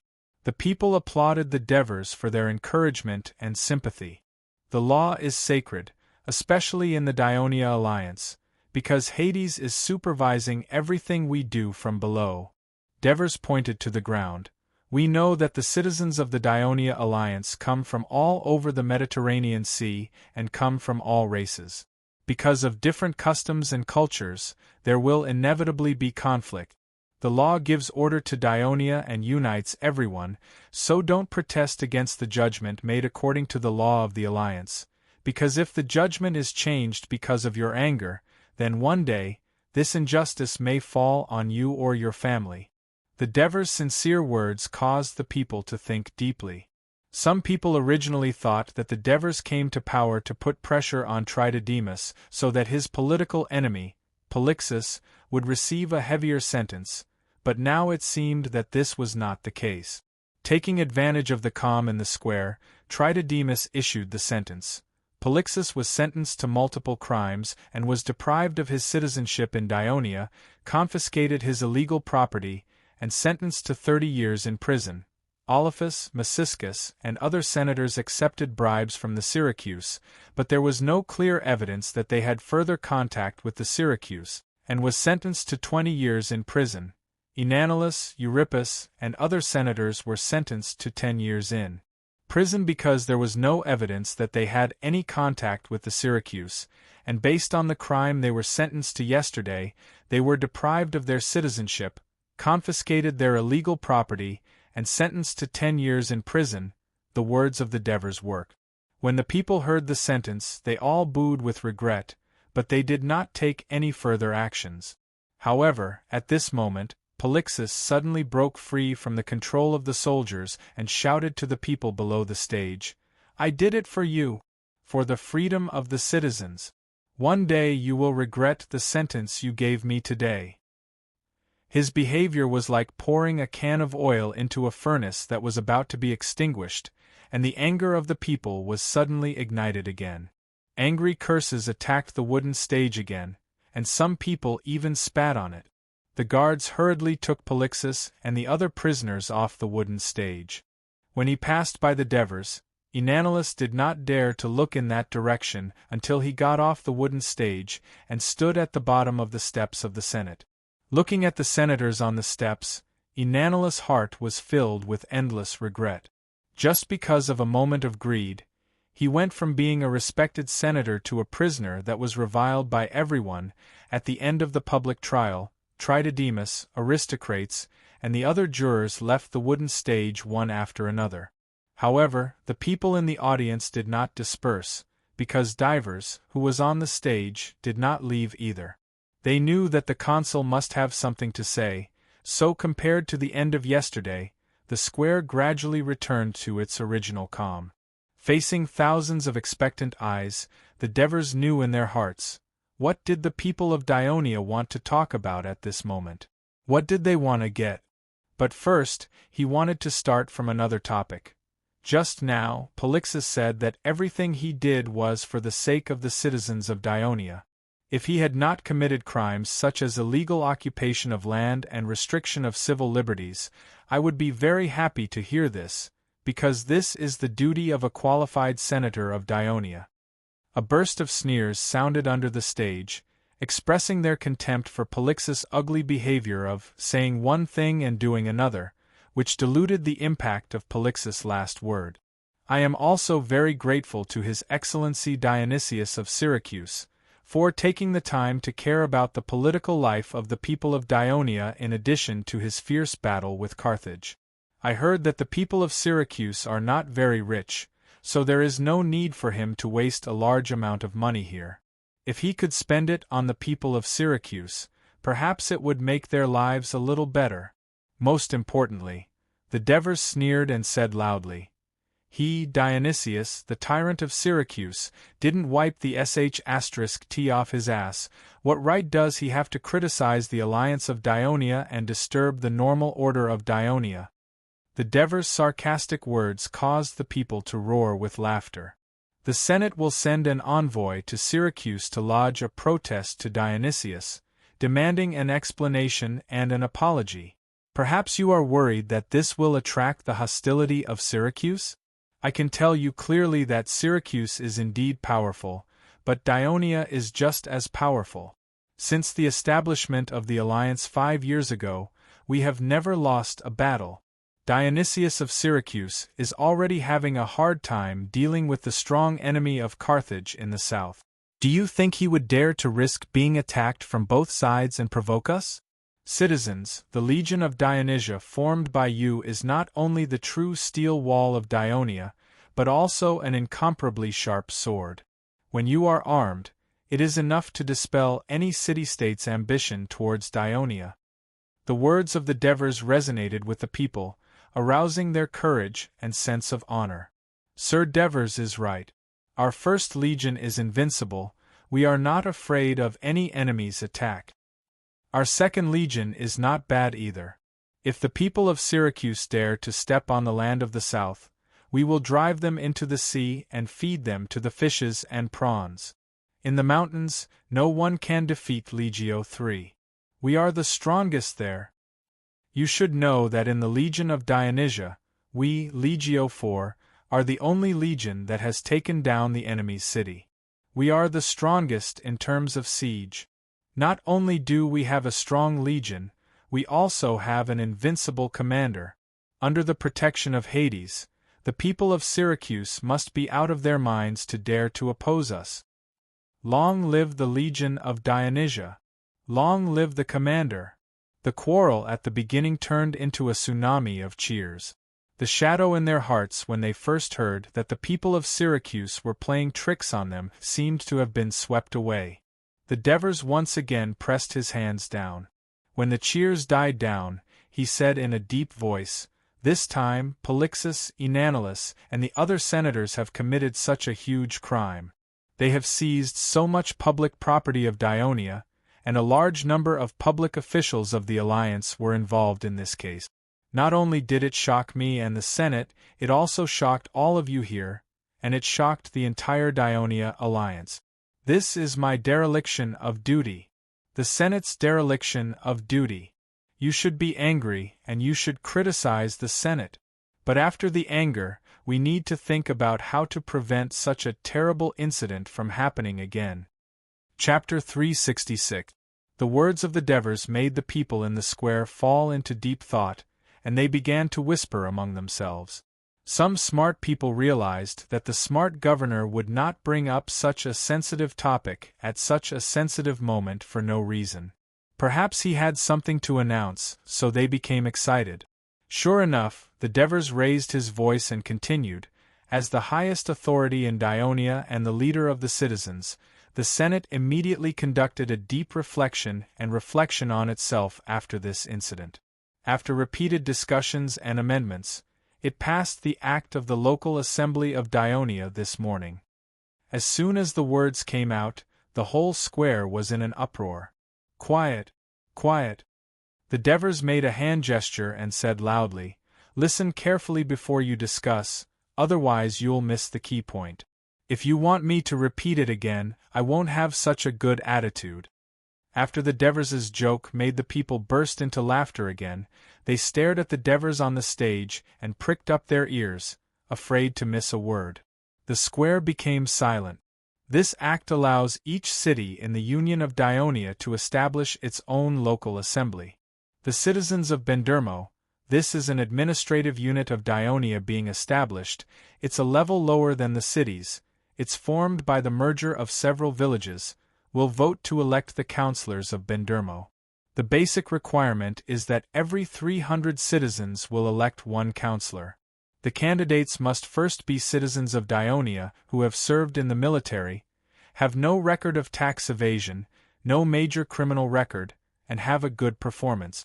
Then, the councillors elected by the citizens will form the local assembly of the city. They will assist the city governor to formulate local laws and regulations, supervise the work of public officials, and put forward suggestions that are beneficial to the development of the city. The term of the councillors of the local assembly is 2 years, and the election will be held during the winter break. In addition, at the end of October after the autumn harvest every year, the local assembly of each city will elect a delegation to come to Turii to participate in the Senate General Assembly. They will listen to the elders of the Senate's summary of the development of Dionia in the past year. They can put forward their own opinions and participate in the revision of the Code of Dionia and the enactment of new laws. As soon as the Devers finished speaking, the entire square began to boil.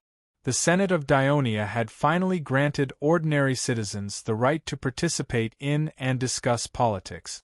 Dios and Icboris looked at each other and thought the same thing. The problem they were worried about yesterday had been solved by the Devers. When the merchants heard the news, they would probably dispel their decision to leave Dionia. The two of them, like the rest of the people, were waving their arms and cheering excitedly. However, they saw Devers still standing on the wooden platform, shouting, "Silence! Please keep quiet. I'm not done yet." Through the reply of a dozen soldiers, the citizens who heard this immediately reminded each other, "The consul still has something to say." The people immediately suppressed the excitement in their hearts, held their breath, and continued to listen to what other good news the Devers would say. The alliance of Dionia is different from other city-states. The Senate directly governs many cities and leads hundreds of thousands of your citizens. Because there are too many affairs and the territory is too vast, The Senate is unable to carry out comprehensive and strict supervision, and it is also unable to ensure that the public officials of the cities are fair and honest. This is why there are criminals such as Polixus and Orifice who embezzled the public property of the Alliance. Now that there is the assistance and supervision of the local parliament, the situation may be much better, but the Devers changed the topic. All citizens of Dionia can be elected as members of the local parliament, including those who have held public office in the Alliance and those who have held public office in the city-state after retiring. As time goes by, I'm afraid there will be some problems. The Devers stopped speaking, and immediately, the people below the platform asked curiously, "Sir, what problems will there be? Aren't you worried that there will be collusion between the parliament members and public officials like today?" The words of the Devers were like a bucket of cold water poured on the excitement of the people, causing them to fall into deep thought. "Sir Devers, it seems that you shouldn't speculate about the future local parliament members with such an attitude," Raphael, who still served as the Alliance's registry officer, said softly. "No, I think it's the opposite." Senior Judge Tridademos, who returned to the Senate, retorted, "Sir Devers, in order to deal with the worst possible situation, enact the corresponding bill, which is actually to protect them and prevent someone from becoming the second Polixus. This is the best effect that the law of Dionia aims to achieve, that is, to deter the people and make them abide by the law, not to catch more criminals." At this time, the Devers said in a loud voice, "For this reason, I propose to ask the Senate to discuss and pass the Guardian of Dionia bill." Civilian protector? The people were puzzled by this unfamiliar term. Compared to the slow reaction of the people, the expressions of the Senate members on the platform were much more interesting. Even the usually steady Cunigarata sighed helplessly. "Today is really a victory for the people. This is a good thing," Cornelis said happily. "I used to have some misunderstandings about Sir Devers. I didn't expect that once he decided to let the citizens participate in politics, he would make such a big concession." Marigi sneered in his heart as he listened to the discussion of the Senate members around him. This bill allows the citizens of each city to elect a guardian through voting. Each city can have no more than 10 guardians, and their term is also 2 years. Guardian, from the name, you should know that it is a position to protect the people. The guardian must be a citizen who has never held any public office and has sworn not to do so in the future. Of course, he must also be a good citizen who has served in the military, paid taxes on time, and has no criminal record. His task is to supervise and expose the illegal acts of public officials and Senate members. For local laws that harm the interests of the people, he can discuss with the Senate to amend them or even reject them. The Senate will also grant the guardian the privilege of inviolability during his term of office. No one is allowed to harm the guardian unless it is a serious crime. Otherwise, the sentence will be heavier. During the winter break every year, the guardian of each city will also elect representatives to come to Turii with a delegation from the Senate to report to the Council of Dionia, as well as the highest-level censor and judge about the local supervision and make suggestions. The original text of the 2 important bills, the Act of the Local Assembly of Dionia and the Act of the Guardian of Dionia, will be posted on the bulletin wall for you to read carefully. The bulletin wall is a screen wall that was built 2 years ago under the side steps of the Senate at the suggestion of the Devers. When the Senate passes a new bill or gives a new order, the original text will be posted on the bulletin wall so that the people can understand and learn in time. After the Devers finished speaking, the square suddenly fell into a strange silence. The people seemed to be unable to believe that it was true. Yesterday, they were still angry about the corruption of the Senate, debating whether they should go to the Senate to protest and ask for a citizens' assembly. Today, they suddenly had the right to participate in politics, discuss politics, and supervise. Especially the position of guardian of the people, it really gave the ordinary people the right to speak in politics. The people felt like they were dreaming. Some people even asked the Devers on the stage, "Sir, is this true?" The Devers replied with a smile, "Don't you believe what I, the Devers, say?" So there was jubilation in the square. The ecstasy in the hearts of the people was far more than watching a football game, soaking in a big hot spring, or even attending a Hades celebration. This was the natural desire of human beings for power and freedom. The experienced people knew that even in a very democratic city-state, such as Athens, most of the people only participated in politics and voted for the election of the general. The people in power were always well-educated, wealthy citizens, and even nobles. The ordinary people had to work all day to make a living. How could they have the money to receive education? How could they have the time to deal with the political affairs of the city-state? When the city-state was in the hands of the nobles and the rich, would they think more about the civilians? The answer was very obvious. Now in the alliance of Dionia, the governor had asked the Senate to take the initiative to hand over some of the power to the civilians, so that they could directly intervene in the implementation of laws and find out the lawbreakers among the public officials. How could they not be ecstatic? Long live Dionia! Long live Sir Devers! These two kinds of cheers from the heart were like the waves in the sea, rumbling over the square until they resounded throughout the city. This was going to be a new era. The Devers stood in the center of the surging waves, motionless and solemn. The Senate had the power to legislate, the Assembly had the power to participate in politics, and the Commissioner had the power to supervise. They restrained each other and formed a balance. This was the first step to achieving the political structure that he had envisioned. But where was his position? The Devers looked at the sun that had begun to set in the west. It was warm but not scorching, striking but not glaring. In the city of Syracuse, the Dionia emissary delegation led by Ansitanos had been staying for several days. Chapter 367. Young man, don't be so hot-tempered. Ansitanos sat still and comforted his student with gentle words. He pointed to a clay pot on the table beside him. Come, have a taste of Carthage's horse milk honey syrup to quench your thirst. This syrup tastes good. It's sour and sweet, very unique. I've just asked my attendant to buy it from the Syracuse market. I'm not drinking it. Hinepolis angrily sat on the wooden chair, causing it to creak in pain. Henny. Ansitanos knew his student's temper, so he wasn't offended. Instead, he said in a coaxing tone, "You're going to be the consul of Laos in the future. You can't do things on impulse.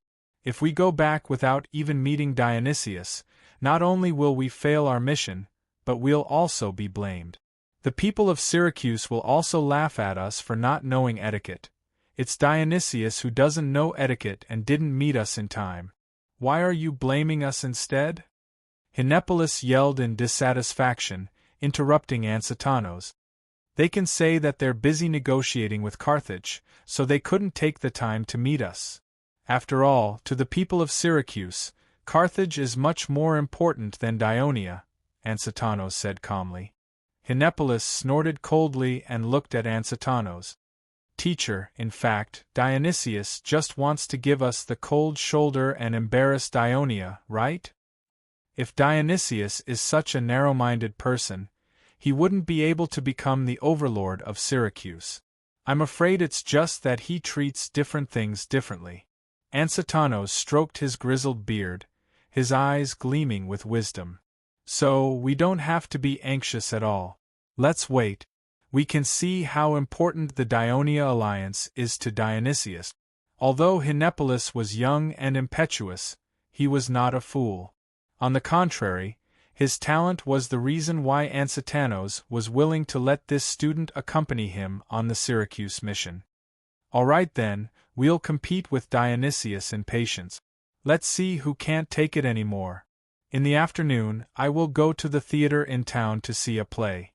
In truth, though Syracuse was larger and more populous than Turin, it did not have the lively vitality of Turin. "There's no ball game to watch here, and there's no good food to eat, so I can only go and watch a play," Hinepolis said teasingly. He picked up the clay pot on the table and took a big gulp. Then, he spat it all out on the ground. This thing is sour and fishy. It tastes terrible, much worse than beer. Young people don't know how to taste. Ansatanos quickly took the clay pot, fearing that Zhang Lisheng would spit out all the liquid inside. This liquid was learned from the Namibians by the Carthage people. They made some minor improvements to make the taste more suitable for sailors at sea. In Namibia, this thing is not only used to quench thirst, it's part of the food. What does Namibia have to do with us? From your tone, it seems that you want to study the history of this race again, Hinepolis said disapprovingly. He thought he knew his teacher better. Not me, but the owner of the house where you usually stay is very interested in this. He has asked me many times about Namibia, Ansatanos said after taking a sip of the liquid. You mean Master Devers?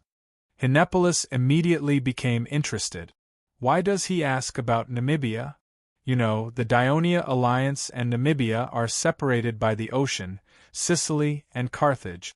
It's impossible for them to have any direct contact. Ansatanos pointed to his chest and said slowly, There are always one or two people in this world who think from a height that others can't reach because their world is extremely vast. Master Devers is really a great person, Hinepolis said sincerely.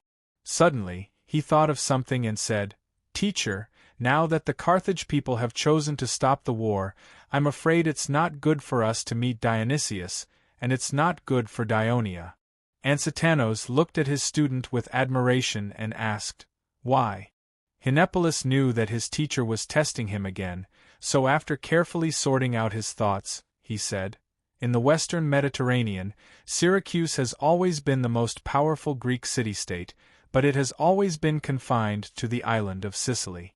The biggest reason is the Carthage people.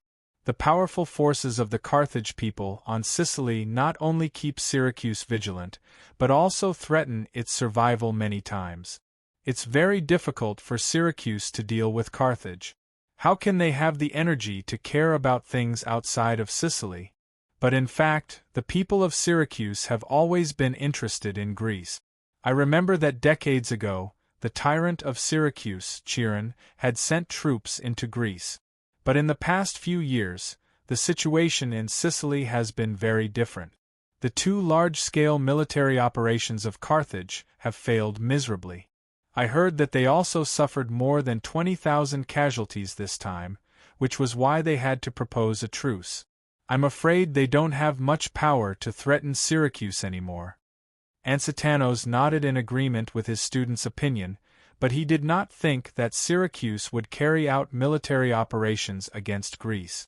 So he said, the reason why the Carthage people lost was that they seemed to be fighting against Syracuse, but in fact they were fighting against the power of the entire Greek city-states.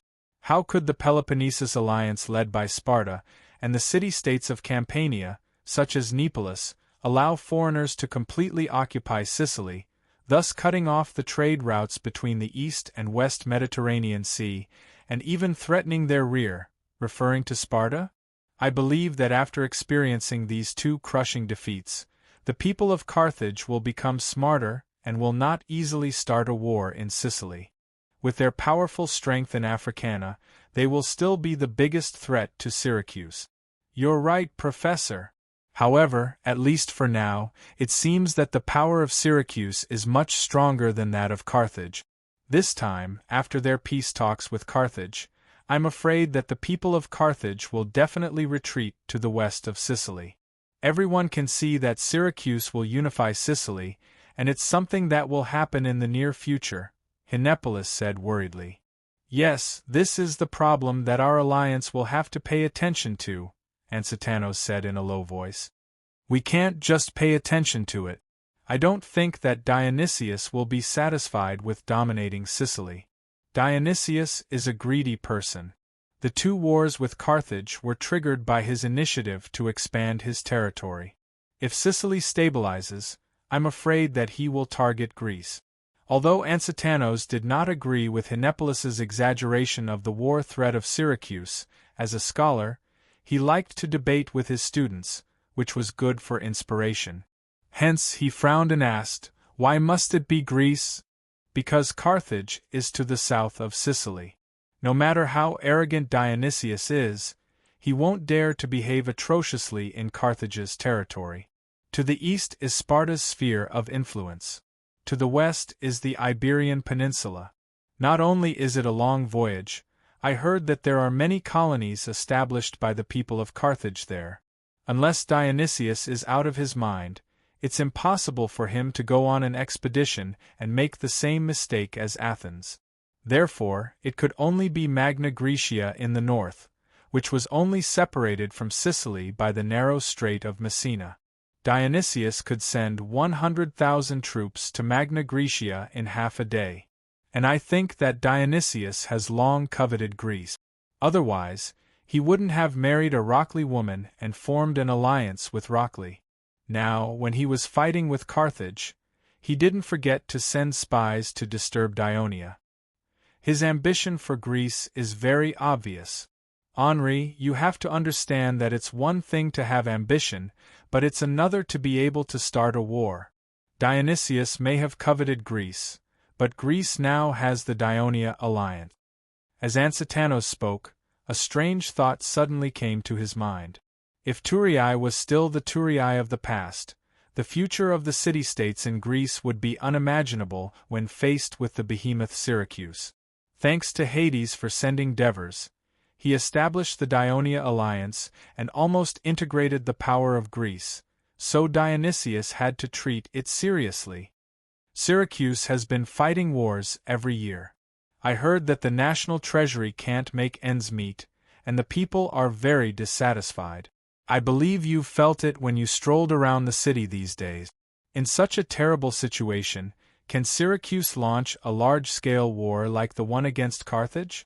I don't think it's possible.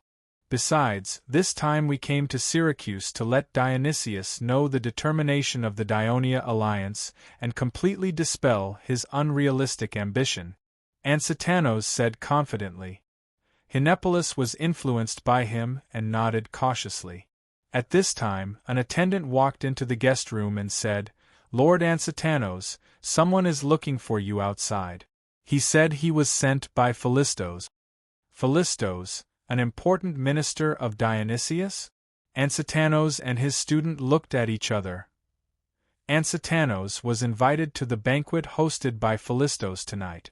At dusk, the carriage sent by Philistos arrived at the hotel. Ansitanos and Hinepolis boarded the carriage.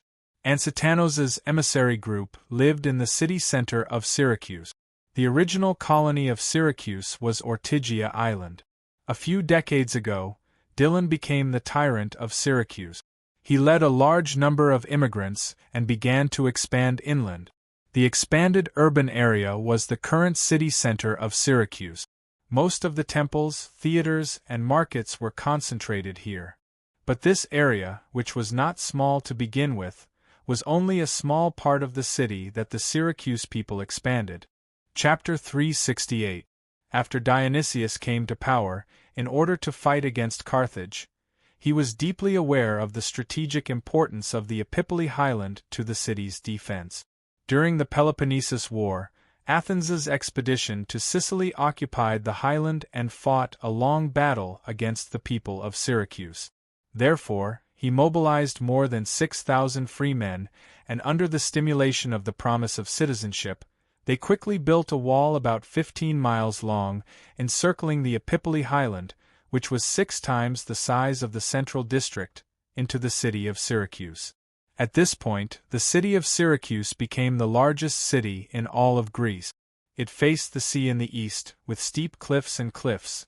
It faced the mountains in the west and north, treacherous and difficult to climb. Only the southwest side was close to the port, but there were also swamps and rivers that hindered the march. When Carthage led the army to attack the city of Syracuse, they could not do anything to the giant city, and in the end, they were defeated due to the outbreak of the plague. Ansitanos's carriage headed towards the southeast corner of the city of Syracuse, and its destination was the island of Ortygia. Although it was called an island, it was actually connected to the mainland. It was the original colony of the people of Syracuse, and later became the location of the Acropolis of Syracuse.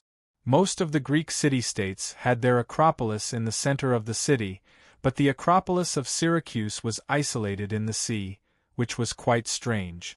Dionysius happened to have his eyes on the geographical location of Ortygia, and built his palace on the island. Due to the lesson learned from being almost ousted by the citizens of Syracuse twice, he surrounded the entire island with walls and a garrison. Only his friends and supporters were allowed to live on the island, and of course, Philistos's mansion was also located on the island. The carriage sped all the way, and stopped when it reached the isthmus that connected Ortygia to the mainland. In front of the carriage was a tall wall, completely cutting off the road to the island. In front of the wall, there was a small but sturdy castle. It could be imagined that if an enemy attacked from here, they would be attacked by the combined forces of the castle and the soldiers on the city walls. Ansitanos was deeply moved by this arrangement. He returned to the carriage, and said to Hinepolis in a low voice, "If the leader of a city-state is so wary of his citizens, how can he be loved by them? Being a citizen of Syracuse almost cost him his life. It's not easy being a tyrant." Hinepolis had been wandering around Syracuse for the past 2 days. He understood Dionysius's actions. In comparison, Master Devers is much more relaxed in Thurii. Master Devers is not a tyrant. You must remember this. Ansitanos noticed that Hinepolis had the tendency to compare the Devers' status in Thurii to Dionysius. He immediately reminded him seriously, "Master Devers doesn't even have the intention of being a tyrant. Otherwise, he wouldn't have created such a strange official position as the protector of the people to limit the power of those in power." Ansitanos' eyes were full of admiration. Hinepolis nodded thoughtfully. After a while, he asked hesitantly, "Teacher, do you think my father is a tyrant?" After the carriage passed the inspection of the city guards, it passed through 3 city gates and entered Ortygia Island. Philistos' mansion was quite luxurious, especially the large and spacious living room. The floor was completely paved with marble with colorful patterns, polished as smooth as a mirror. Finely carved golden-laid lamps were lined up on both sides, glittering with golden light. Each lamppost had 5 candles as thick as an arm, illuminating the living room as if it was daytime. There were more than a dozen beautiful female slaves of different skin colors serving each table in the living room. Philistos, an important minister of Dionysius who controlled the civil affairs of Syracuse, was a little thin and weak. His rather handsome face exuded the air of a scholar. At this moment, his smile was as kind as the spring breeze. He began to introduce the other guests to Ansitanos. "This is Leptinus, the younger brother of General Plenipotentiary Dionysius, the navy commander of Syracuse. It's an honor to meet you." Both parties hurriedly greeted each other. Ansitanos sized him up curiously. This younger brother of the tyrant of Syracuse had a simple and honest appearance. "This is the minister of General Plenipotentiary, my close friend, Herolas." The middle-aged man that Philistos was talking about had a sharp gaze. He took the initiative to greet Ansitanos. "Ansitanos of Thurii, I've long heard of your name. Welcome. I went to Amendola a few years ago and met with your archon, Diphas. Oh, he wasn't the consul of Dionia at that time, but he left a deep impression on me." Ansitanos hurriedly bowed to express his gratitude. Philistos then introduced him to the next person. "This is General Marcius of Syracuse." Marcius, the former mercenary leader of Campania, simply greeted Ansitanos. Philistos then led Ansitanos to the last guest. "This is also my close friend, the most famous music poet in all of Sicily, Pharisanus." The man named Pharisanus said, "Lord Philistos, you flatter me too much. I'm just an ordinary person who likes music and poetry. I don't hold any position in Syracuse, so I can't be compared to them." He pointed to the few people in front of him. If I hadn't heard that you're from Turiae and a scholar, I wouldn't have come. Pharisaius' straightforward words made Philistos a little embarrassed. However, Hinepolis, who was behind Ansatanos, asked in surprise, "You're Pharisaius? That's great. The bards of Turiae often recite your poems, such as the autumn wind rustles, my heart is sad, my former lover, where are you now?" Pharisaius did not expect to meet an admirer from Turiae at the banquet. He was a little surprised, so he asked, "Who is he?" "Hinepolis, Ansatanos' student," the young man answered hurriedly. "He's also the only son of Avinogus, the consul of Laos," Marcius said. Ansatanos was shocked. He looked at the other people's faces, but they did not seem to be surprised. Obviously, they already knew that he was a student. It seemed like the people of Syracuse had already done a detailed investigation on his envoy. "Student? What are you learning from him?" Pharisaius asked in surprise. He did not know Ansatanos well. "I'm learning the history of the Mediterranean, and I'm also training in writing essays and participating in the compilation of my teacher's books," Hinepolis answered. Pharisaius looked at Ansatanos in surprise and asked directly, "What book are you writing?" Ansatanos said humbly, "I want to write a book about the history of southern Italy. It's just the beginning, so I'm still looking for information. All right, everyone, let's take our seats at the banquet. We can talk while we eat." Philistos urged everyone to take their seats. Soon, the servants brought out plate after plate of dishes. "I know the food of Turiae is very famous. Unfortunately, I don't have a chef who knows how to cook Turiae food. I hope the food will satisfy you," Philistos said to Ansatanos. Ansatanos opened his arms and pointed at the food on his table. He pretended to be surprised and said, "This is too sumptuous." Philistos laughed and was about to say something. Leptinius, who was sitting opposite him, said loudly, "I heard that most of the food in Dionia was invented by your consul Devers. Is that true?" "You should know that the food originally came from the restaurant of the Devers' wife, Christoia. Almost all the citizens of Dionia think that it was invented by the Devers." "Of course, that includes me," Ansatanos answered in a roundabout way. "I heard that the popular football and football games in Greece were also invented by him. Even the doctors in Dioria call him teacher. As a consul, the Dionia alliance is considered a powerful force. He must have a lot of work to do. How could he have so much energy to squander on such trivial matters?" Messias' tone was filled with doubt. "That's right. You have to admit that some people are blessed by the gods and are born with more talent and energy than others. Although such cases are rare, they do exist. For example, Perleand, the tyrant of Corinth. Moreover, our consul is favored by Hades." Ansatanos answered calmly, "How can your consul be compared to Perleand, who created the glory of Corinth hundreds of years ago?" Pharisaius interrupted. Hinepolis looked furious. Ansatanos quickly stopped him with a look. Through the previous interaction, Ansatanos felt that the poet of Syracuse was a straightforward person. He said solemnly, "But in the hearts of the citizens of Dionia, the consul Devers is far more important than Perleand. He led the army to defeat powerful enemies many times, rebuilt the burned Turiae, conquered the barbarians in the mountains, built roads for the convenience of the people and prosperous trade. He established hospitals to reduce the number of sick and injured people. He funded the establishment of academies and schools to improve the quality of the people and encourage scholars to explore knowledge.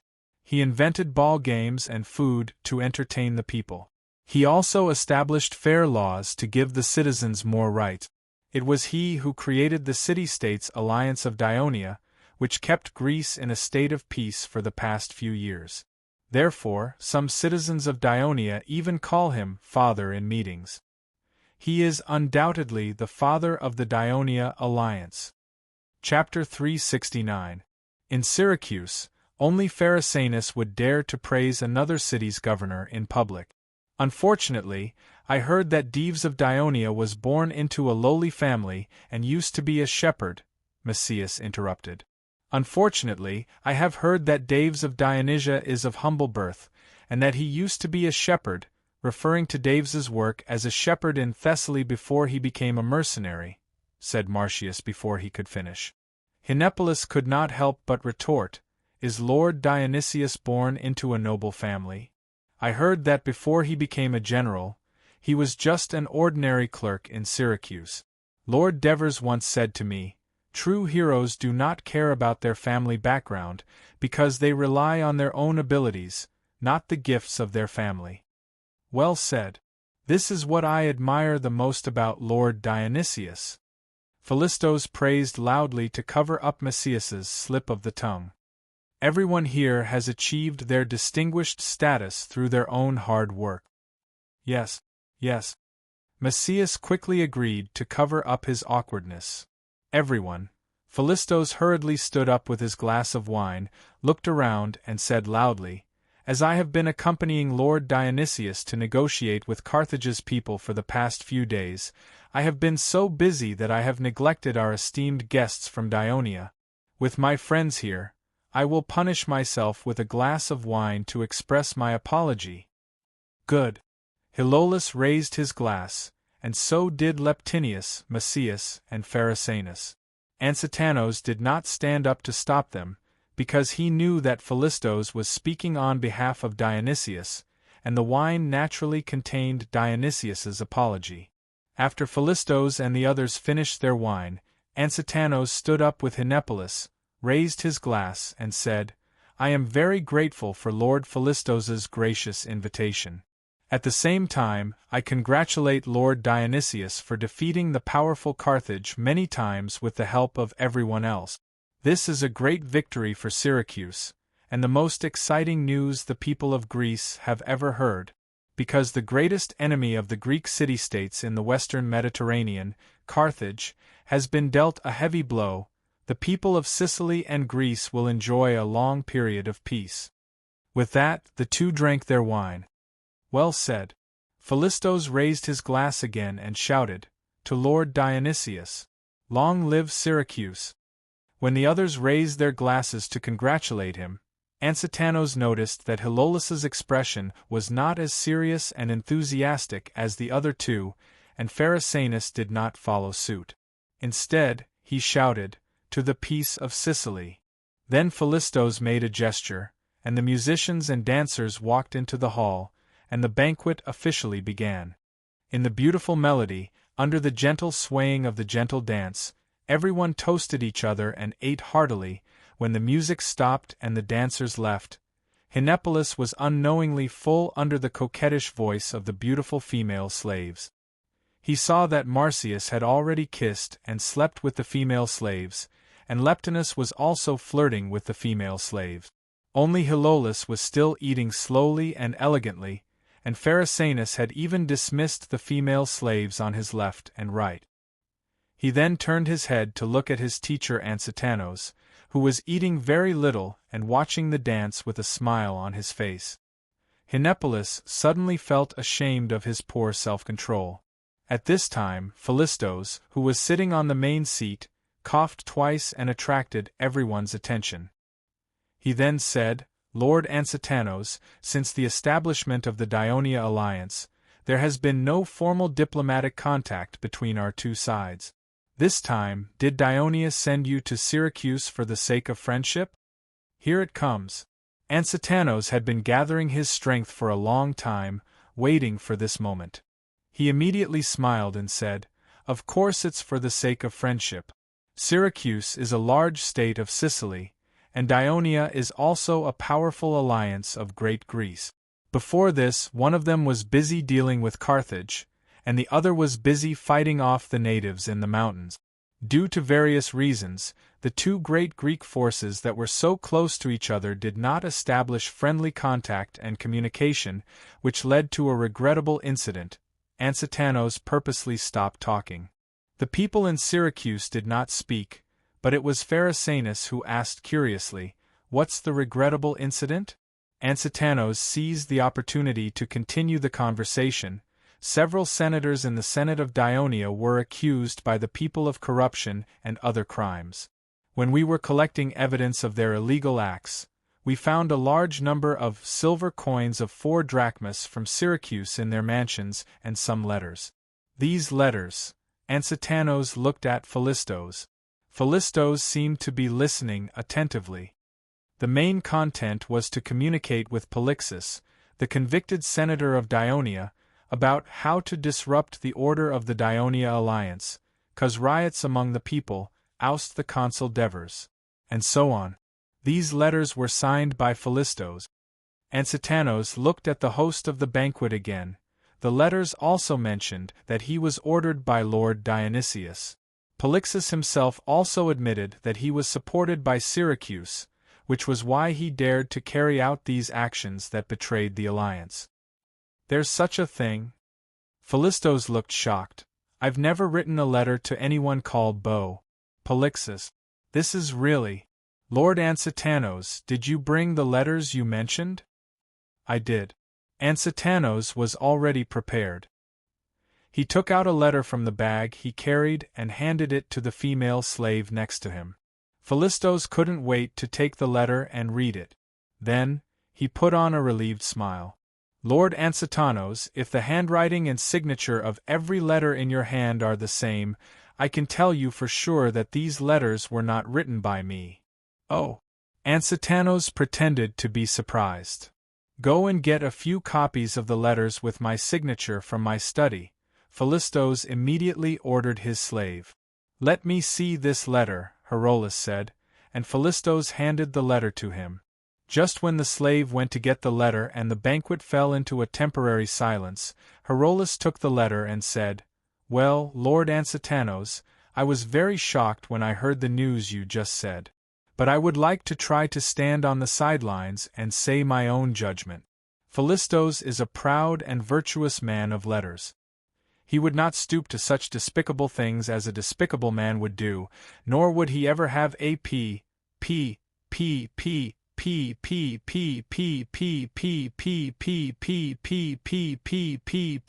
Polixus, Leptinus reminded him.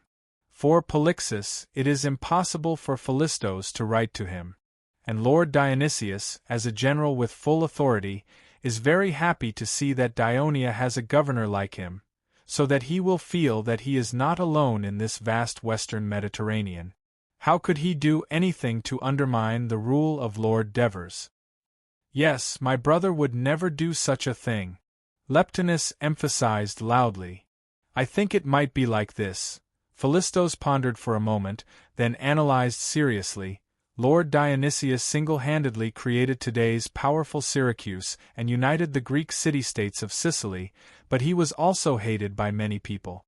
I think you all know that when Carthage's army came to Syracuse a few years ago, some people in the city incited the people to riot, trying to oust Lord Dionysius from power. Although the situation was finally settled, there have been rumors circulating in Syracuse over the years, and even small disturbances and assassinations have occurred. Otherwise, Lord Quanquan would not live on this island and be so heavily guarded. These people are like poisonous snakes, hiding in their caves, ignoring the peace and stability of Sicily, and seizing every opportunity to attack Lord Dionysius and us, his supporters. Carthage's army was defeated, but there is an alliance of Dionia in Greece that is as powerful as Syracuse. If a war breaks out between Syracuse and Dionia, they will have a chance to come out from the shadows again and create chaos in Syracuse to achieve their goal. Are you saying that Lord Dionysius's opponents did this, and then framed you, Lord Philistos? Ansitanos asked with a faint smile. That's very possible, Philistos replied seriously. Then, we have also captured a Syracuse citizen named Hermes in Turin.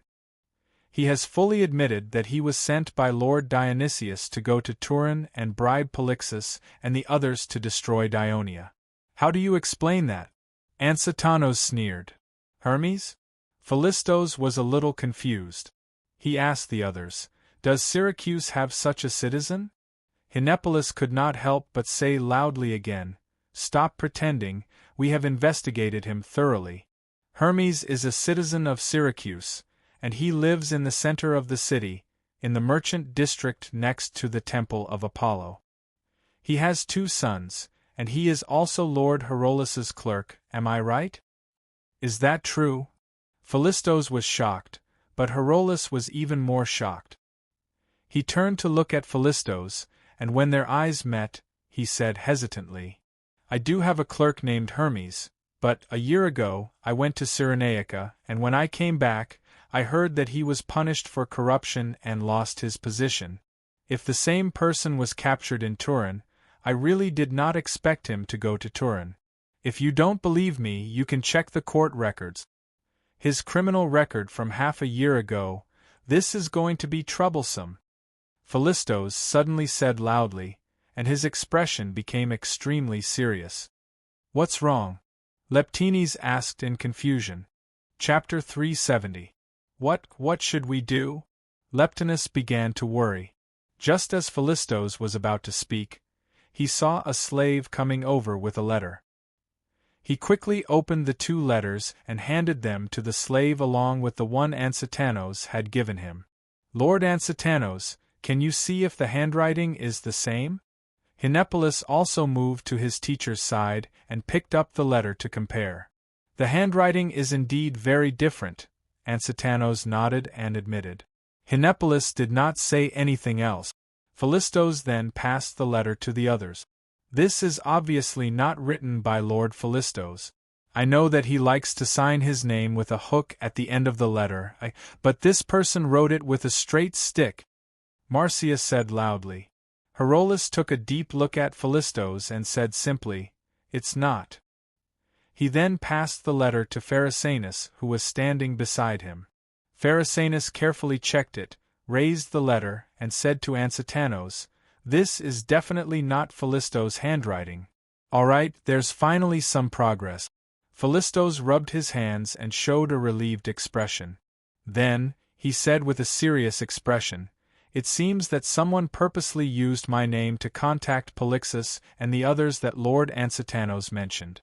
It seems like they are trying to destroy the order of the Dionia alliance, but they are actually trying to sow discord between Syracuse and Dionia in an attempt to incite a war. As for Hermes, this is related to the safety of Syracuse, so we need to conduct a detailed investigation. But no matter what, the source of Dionia's troubles is Syracuse. As the chief executive of Syracuse, I have an unshirkable responsibility to manage it.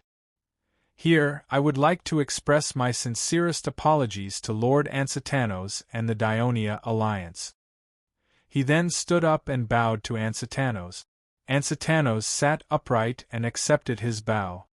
At the same time, Syracuse is willing to compensate for the losses caused by Dionia, as a sign of our desire to be close to Dionia. Philistos continued to state his hopes.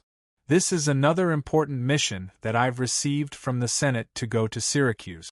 Ansitanos said solemnly, The Dionia alliance is willing to sign an alliance agreement with Syracuse.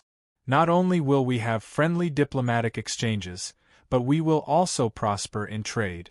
Moreover, in terms of military security, there are strong barbarians in the northern mountains of Dionia, who have repeatedly threatened our borders. Syracuse's formidable enemy, Carthage, has suffered repeated defeats, but it still has vast territory and great wealth in the city of Africa, which could make a comeback at any time. Therefore, Dionia was willing to join forces with Syracuse to protect the Greek city-states of the western Mediterranean. As soon as Ansitanos said this, the banquet suddenly became quiet. Anyone with a bit of political sense could understand the hidden meaning in Ansitanos' word. Firstly, Ansitanos was subtly reminding everyone that Carthage was still a formidable enemy of Syracuse, and that they should not be enemies with Dionia anymore. Secondly, Dionia wanted to be on the same footing as Syracuse. After all, Syracuse was currently the leader of the Greek city-states of the western Mediterranean. Our mighty Syracuse is not afraid of any enemy now. Who cares about Carthage? If it dares to come again, we will defeat it again. Messias loudly expressed his disdain towards Carthage. Philistos clapped and said, "That's a very good suggestion. Sir Ansitanos, don't worry, I will report this to Sir Dionysius and let him make the decision." "Thank you very much." Ansitanos expressed his gratitude too. All right. Since the misunderstanding has been cleared up, let's continue drinking and talking. Leptinius shouted and raised his glass. Lord Leptinus is right. We should all put aside the troublesome business of politics. I originally wanted to talk to Sir Ansitanos about how to write a history book. Philistos took over the conversation and said emotionally, "Sir Ansitanos, I once thought of writing a book about Sicily's history, but I was busy with political affairs and couldn't find the time for it. That's why I'm so envious that you have the time and energy to do what you want to do. Actually, I didn't dare to write it before. It's all thanks to Sir Dever's encouragement and help." Ansitanos seemed much more enthusiastic when it came to writing history. "However, although I've written part of it, I've decided to throw it away and write it again." "Why is that?" Philistos asked curiously. "Do you know a person called Thucydides?" Ansitanos asked. Everyone shook their heads. "I didn't know about him at first. I only learned about him after Sir Devers introduced him to me. Although he is still unknown in the Mediterranean Sea before this, I believe that in a few years, his name will spread all over Greece. I even think he's greater than Herodotus," Ansitanos said with reverence. "He wrote a history book?" Ansitanos was a well-known scholar in Greece, after all. His praise naturally moved Philistos a little. "Yes. Thucydides was from Athens. He was one of the 10 generals and participated in the Peloponnesus War. He was later banished by the citizens' assembly and lived in seclusion in Thrace. He spent more than 20 years writing the history of the Peloponnesus War. After the war ended, he returned to Athens. When Sir Devers sent someone to visit him, he was already seriously ill. He was lying in bed and couldn't even pick up a pen. Sir Devers spent a lot of money to copy the original manuscript from his nephew. He brought it back to Thurii and prepared to store it in the library that was about to be built. I read the book carefully. Although it wasn't finished, it was definitely a great historical work. Thucydides abandoned some of Herodotus's methods. He didn't write any prophecies in the book. Instead, he described every major event that happened in the Peloponnesus War in chronological order. Just as he wrote at the beginning, part of my record is based on my own experience, and part of it is based on the materials provided to me by other witnesses. I've tried my best to verify it in the strictest and most detailed way. Moreover, although he was from Athens, he didn't side with Athens. Instead, he described Athens, Sparta, and other city-states that were involved in the war in a completely neutral manner. Although he said that my historical work without anecdotes is not very interesting, every time I think about this book, the image of the Peloponnesus War comes to my mind. I think even if decades or centuries pass, people will still be willing to read it again and again to understand the truth of the war. And we scholars who are willing to write history should also learn from him and use his historical work as a template to write a new history. This is why I want to rewrite it. After Ansitanos finished speaking, Philistos couldn't sit still anymore.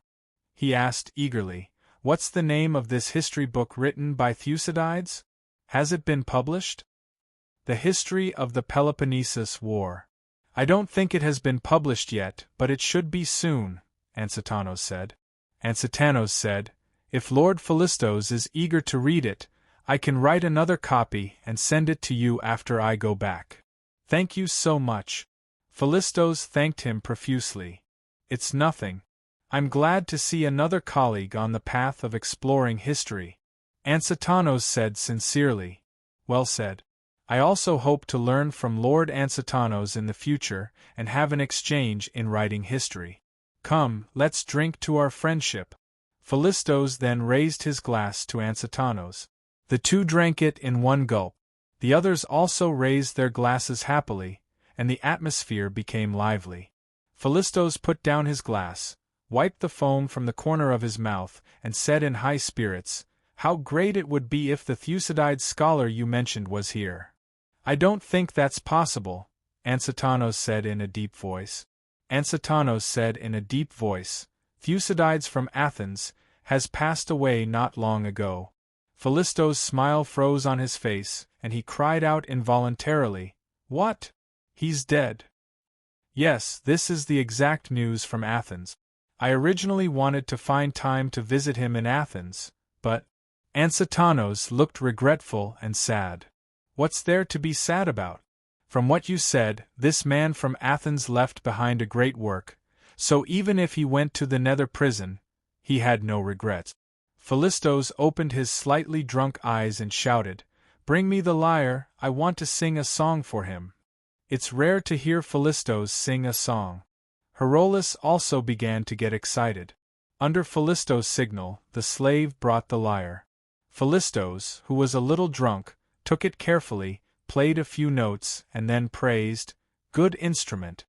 As he said this, he jumped lightly and sat directly on the table, completely ignoring the oil stains on his clothes. The slave next to him quickly moved the food on the table away, and he had already begun to play the lyre. Pleasant music flowed from his right hand, and his whole body was immersed in the music. Then, he improvised and sang, "In the lonely sky, looking for the star that shines brighter than the sun, what joy in the world can compare to walking in the long river of history, talking to the heroes, singing to the warriors, the muse offers you a crown of olives, then came Apollo's shining chariot. You ride in it." The crowd whispered to each other, sending their sincere condolences and blessings to the man from Athens they had never met. Chapter 371. Back at the hotel, Hilipolis, who was still excited, followed Ansatanos into the room and could not help but ask, "Teacher, was the Syracuse spy Hermes sent by Dionysius, or was he sent by his opponents? Why are you confused?" Ansatanos laughed. "I was very sure that Dionysius was the mastermind, but after listening to Philistos' explanation..." Hilipolis scratched his head. "I can only say that Philistos' acting was too good, and you were fooled. A person of Philistos' status probably has several clerks under him, so of course his handwriting is different. Besides, he had already taken precautions, and even his signature was written by someone else. Polixus has never had any dealings with him before, so it's normal for him to be kept in the dark." Ansatanos smiled contemptuously. In fact, their acting was not perfect. If you look closely, you will find that the minister named Herolas looked a little unnatural when Philistos was defending himself. Obviously, they did not completely communicate. "Oh, so that's how it is." Hilipolis recalled the scene at that time, and suddenly came to a realization. Then, he said angrily, "But teacher, why didn't you expose him on the spot?" "Why should I expose him?" Ansatanos smiled. "Philistos and the other guests put on such a strenuous performance, which just shows that they have scruples about Dionia and do not dare to fall out with us. This is a good thing. Now, it depends on whether Dionysius is willing to sign the alliance that we proposed." The next day, Ansatanos met Dionysius in person. In a spacious, but not gorgeous, and even a little crude, palace, the tall and handsome Dionysius, this was one of the reasons why Democritus, the hero of Syracuse's resistance against the Athens army, married his daughter to him, received Ansatanos. As the rumored cold master of Sicily, he warmly welcomed the arrival of the Dionia emissary delegation, and at the same time, apologized for not being able to meet them in time, and said, "I have learned from Philistos that Dionia wants to sign an alliance with us, Syracuse. This is a very good thing. You must know that Syracuse has suffered great losses in terms of treasury, food, and population, and is in urgent need of recuperation. I am very grateful that Dionia is willing to help at this time. I will send Philistos as a representative to discuss the alliance in detail with you. I hope that Syracuse and Dionia can be friendly from now on, and set a good example for other Greek city-states in the western Mediterranean." The meeting was very short. Very soon, Ansitanos left Ortygia Island with some doubts and a sense of joy. Philistos, who had returned after sending off the Dionia emissary delegation, also asked Dionysius doubtfully, "Sir, are you really going to form an alliance with Dionia?" Phili. Dionysius affectionately called his important minister by his nickname, and said in a low voice, "Last night at your banquet, as a Dionia emissary, there was something that was right. Although Carthage has suffered heavy losses, they are strong in Africa, and are now developing the Iberian Peninsula. I heard that they have even sent a fleet to the west, through the Pillars of Hercules, to explore unknown lands. The next time Carthage makes a comeback, its power will certainly be stronger than this time. On the other hand, Syracuse's territory is limited to this small island of Sicily, and its territory will not expand much unless it expands further."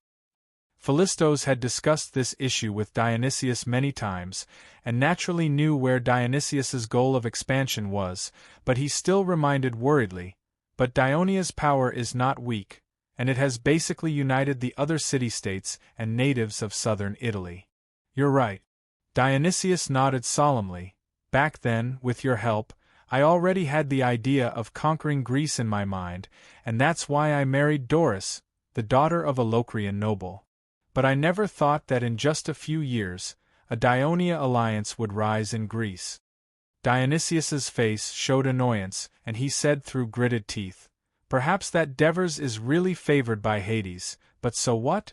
The western Mediterranean may be big, but it can only accommodate one Greek hegemon. But we've just ended the war with Carthage, and we still need to rest and reorganize. Should we take a break for now?" Philistos reminded in a low voice. "We can't." Philistos shook his head. "The Dionia alliance is indeed developing rapidly, and it grows with every passing year. I've studied Dionia carefully, and I have to say that young man called Devers is very good at dealing with the natives. We learned some of the methods we used to deal with the cycles. At their current rate of growth, the Simonians in the north of Dionia may not be able to stop their expansion, and their power will keep spreading north until they take over all of Italy. What will happen to Syracuse then? Will we become their subsidiary?" Dionysius's eyes glinted coldly, and he clenched his fist, swung it, and said in a firm and unyielding tone, "We must concentrate all our efforts to destroy them while they are still weak and unstable." "Then, do we still want to discuss the alliance with Dionia?"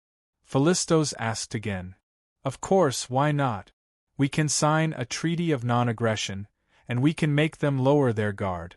As for the alliance, Syracuse never has the habit of signing an equal treaty with other Greek cities," Dionysius said coldly. He had obviously forgotten about Sparta.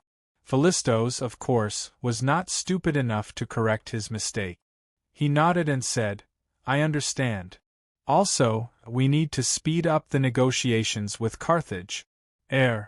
Dionysius paced back and forth, thinking repeatedly, and finally made up his mind. "We can return the land west of Selinus and Panormus to them, but they must pay a large amount of war reparations, open their grain market to us, and provide fair wheat trade. At the same time, they must sign a longer peace treaty. This is the price they have to pay for breaking the agreement and starting another war. Actually, this time it was Dionysius who started the war. That's the gist of it. Bring some people with you to negotiate and finish it as soon as possible." Philistos nodded to show that he understood. "All right, that's all." Dionysius gestured for Philistos to immediately carry out these orders.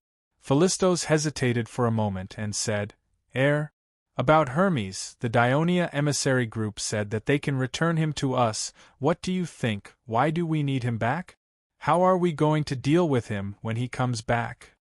Dionysius's face darkened, and he said with hostility, "Look at his cowardly performance at the public trial in Thurii. It disgusts me. Tell them that Syracuse respects the laws of Dionia. Since this man has committed crimes in Thurii, we support him to be punished by the laws of Dionia." Philistos sighed and walked out of the hall. He thought of Ansitanos, whom he had a good chat with because of their common interests last night, and a sense of guilt rose in his heart. He looked up at the distant sea and said apologetically in his heart, "Ansitanos, I'm sorry. I did all this for Syracuse while Ansitanos was negotiating with Philistos. In Thurii, the Devers received Thurian in the study at home. Archon." Thurian gave a solemn military salute as soon as he saw him. "Seglian, our hero. I've told you many times that this is not a training ground. You don't have to be so formal." The Devers looked at the young commander of the Navy. A few years of training had made his flamboyant face more stable. He nodded secretly and gestured with a smile. Sit down and talk." Thurian sat upright facing the Devers.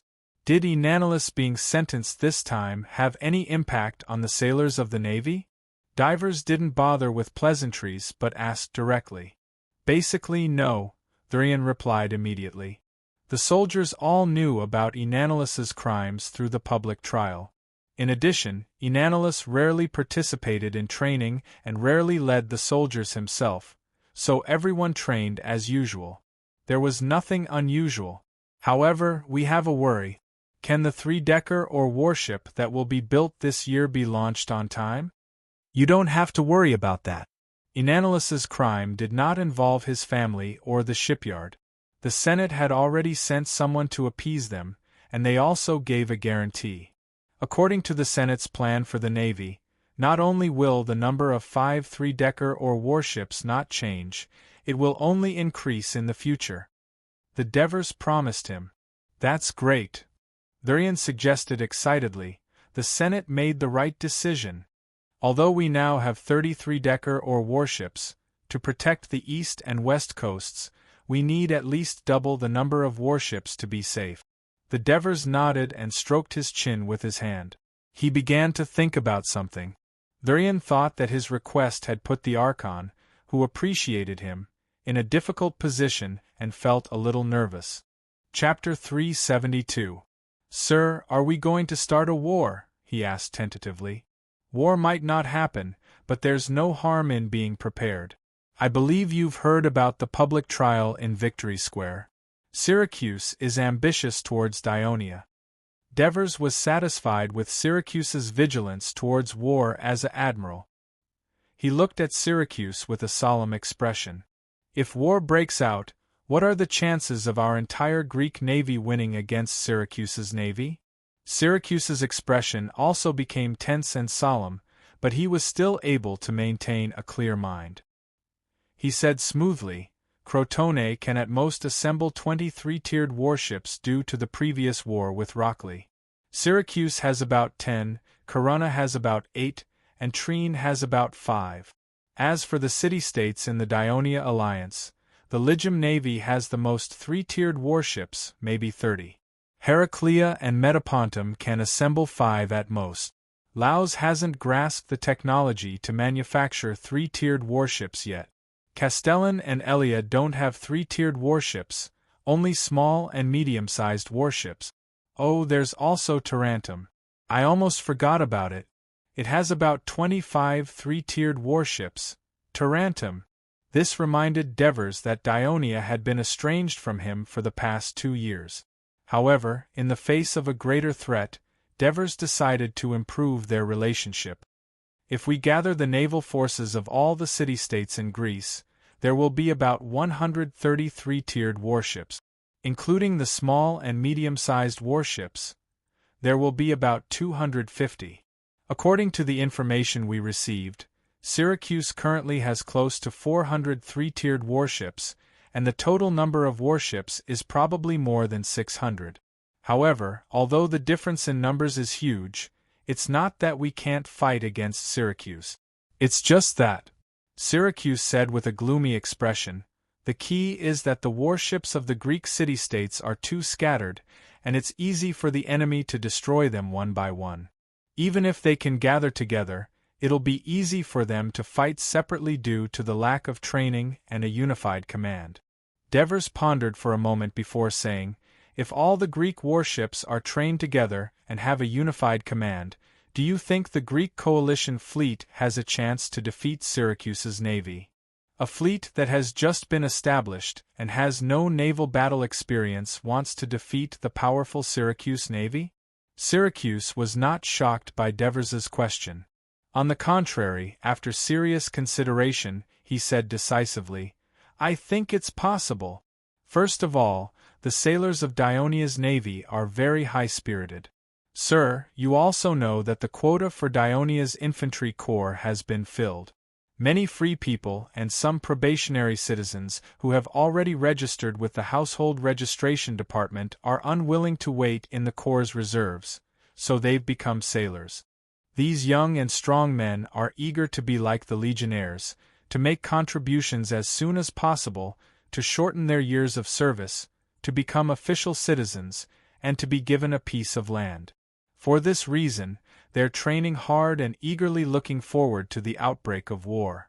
They're more eager to fight and win than anyone else." Syracuse clenched his fists as though he was cheering himself up. He continued to speak loudly. Secondly, although the Syracuse navy has a large number, they're not gathered together. Instead, they're anchored in Syracuse, Agrigento, Catanai. Oh, and now there's Rona. For this reason, it'll take a lot of time for Syracuse to gather all of their warships together. We can seize the opportunity and quickly destroy one or two of their fleet. This will change the strength of both navies. Devers stared at the young man. He was smart, capable, and full of vigor. He had the courage to fight in the face of a strong enemy and was full of initiative. Based on his previous logical analysis, it could be seen that he had thought deeply about naval warfare and was not limited to the position of a fleet commander. He only trained soldiers, cruised, and so on. This was a naval talent. Devers finally made up his mind. He said in a deep voice, "You're right. The Dionia infantry has always fought against the strong with the weak. That's why the Dionia alliance is formed today. I hope that the Navy has the same spirit of not being afraid of the strong. Don't worry, sir. The Dionia Navy will never be inferior to the infantry in the future." Syracuse immediately guaranteed. Devers looked at him and said in a deep voice, "Syracuse, although you're young, you've always performed very well in training and management of the fleet. You also have a high prestige among the sailors. Now that Enanolus has been imprisoned because he broke the law, the entire Dionia navy has no commander. We can't let this situation continue." When Devers said this, Syracuse's heart beat violently. "Therefore, I've decided to propose to the Senate to let you take over as the commander of the navy. I believe this appointment will be made tomorrow." When great happiness came crashing down on him as Syracuse hoped, he was so excited that he did not know what to say. He could only express his gratitude. "Thank you, sir. Thank you, sir. Thank you. Don't thank me yet. You must understand that this appointment is not an honor, but a heavy responsibility. If there is a day when war breaks out between Dionia and Syracuse, Dionia's long coastline will be attacked by Syracuse's powerful navy. The fleet you lead will have to think of ways to protect the Alliance's land from being invaded by the enemy. The citizens' property will not be damaged. Therefore, your responsibility is great," Devers said solemnly. Under the Devers' gaze, Syracuse's expression gradually became resolute. "I understand, sir." He gave another military salute with great vigor. The next day, the Senate voted to appoint Syracuse as the commander of the navy. At the same time, two bills were passed. The first was to incorporate the warships of Dionia's allied city-states into the Dionia navy.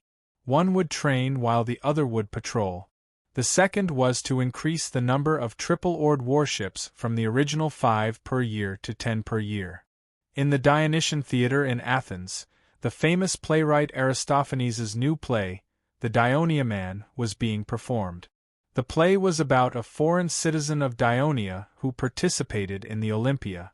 In the play, Aristophanes portrayed the image of an alien citizen of Dionysia who was ignorant of the traditional Greek culture and foolish and ridiculous. Ever since the play was released, it was highly praised by the citizens of Athens.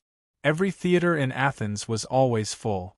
For example, in the middle of the theater, when the referee announced the athletes to enter the arena, the strangely dressed foreign citizen refused to be naked. When the referee asked him why, his answer was, "There are many snakes and insects in the mountains. I have to wear clothes. Otherwise, if I'm not careful, I'll be bitten off, ha ha ha." The audience burst into laughter. I like this part. It's so funny. One of the audience held his stomach and laughed so hard that tears came out of his eyes. The next part is even funnier. I've watched it several times. Another audience member said excitedly. A whistle was heard on the field. The actor who was playing the role of a Dionysian citizen was trying his best to run, but the referee stopped the race and asked him why he ran into the circle of the track. The actor answered innocently, "Our tribe always takes shortcuts when hunting. That's the only way we can catch our prey." After the referee told him the rules of the race, he complained, "How stupid these rules are! No wonder I didn't see you wearing animal skins and feathers. It's impossible for you to catch the prey." The audience laughed from the beginning to the end. In the end, the foreign citizen won the race. The temple priest put a laurel crown on his head. However, he threw the laurel crown on the ground and said angrily, "Our archon lied to me. These branches are not worth anything at all." He said that the champion would be rewarded. So he turned to the priest and asked for the golden scepter in his hand. The greed of the foreign citizen and the anger of the priest became the ending scene of the play. The audience stood up and applauded in one direction.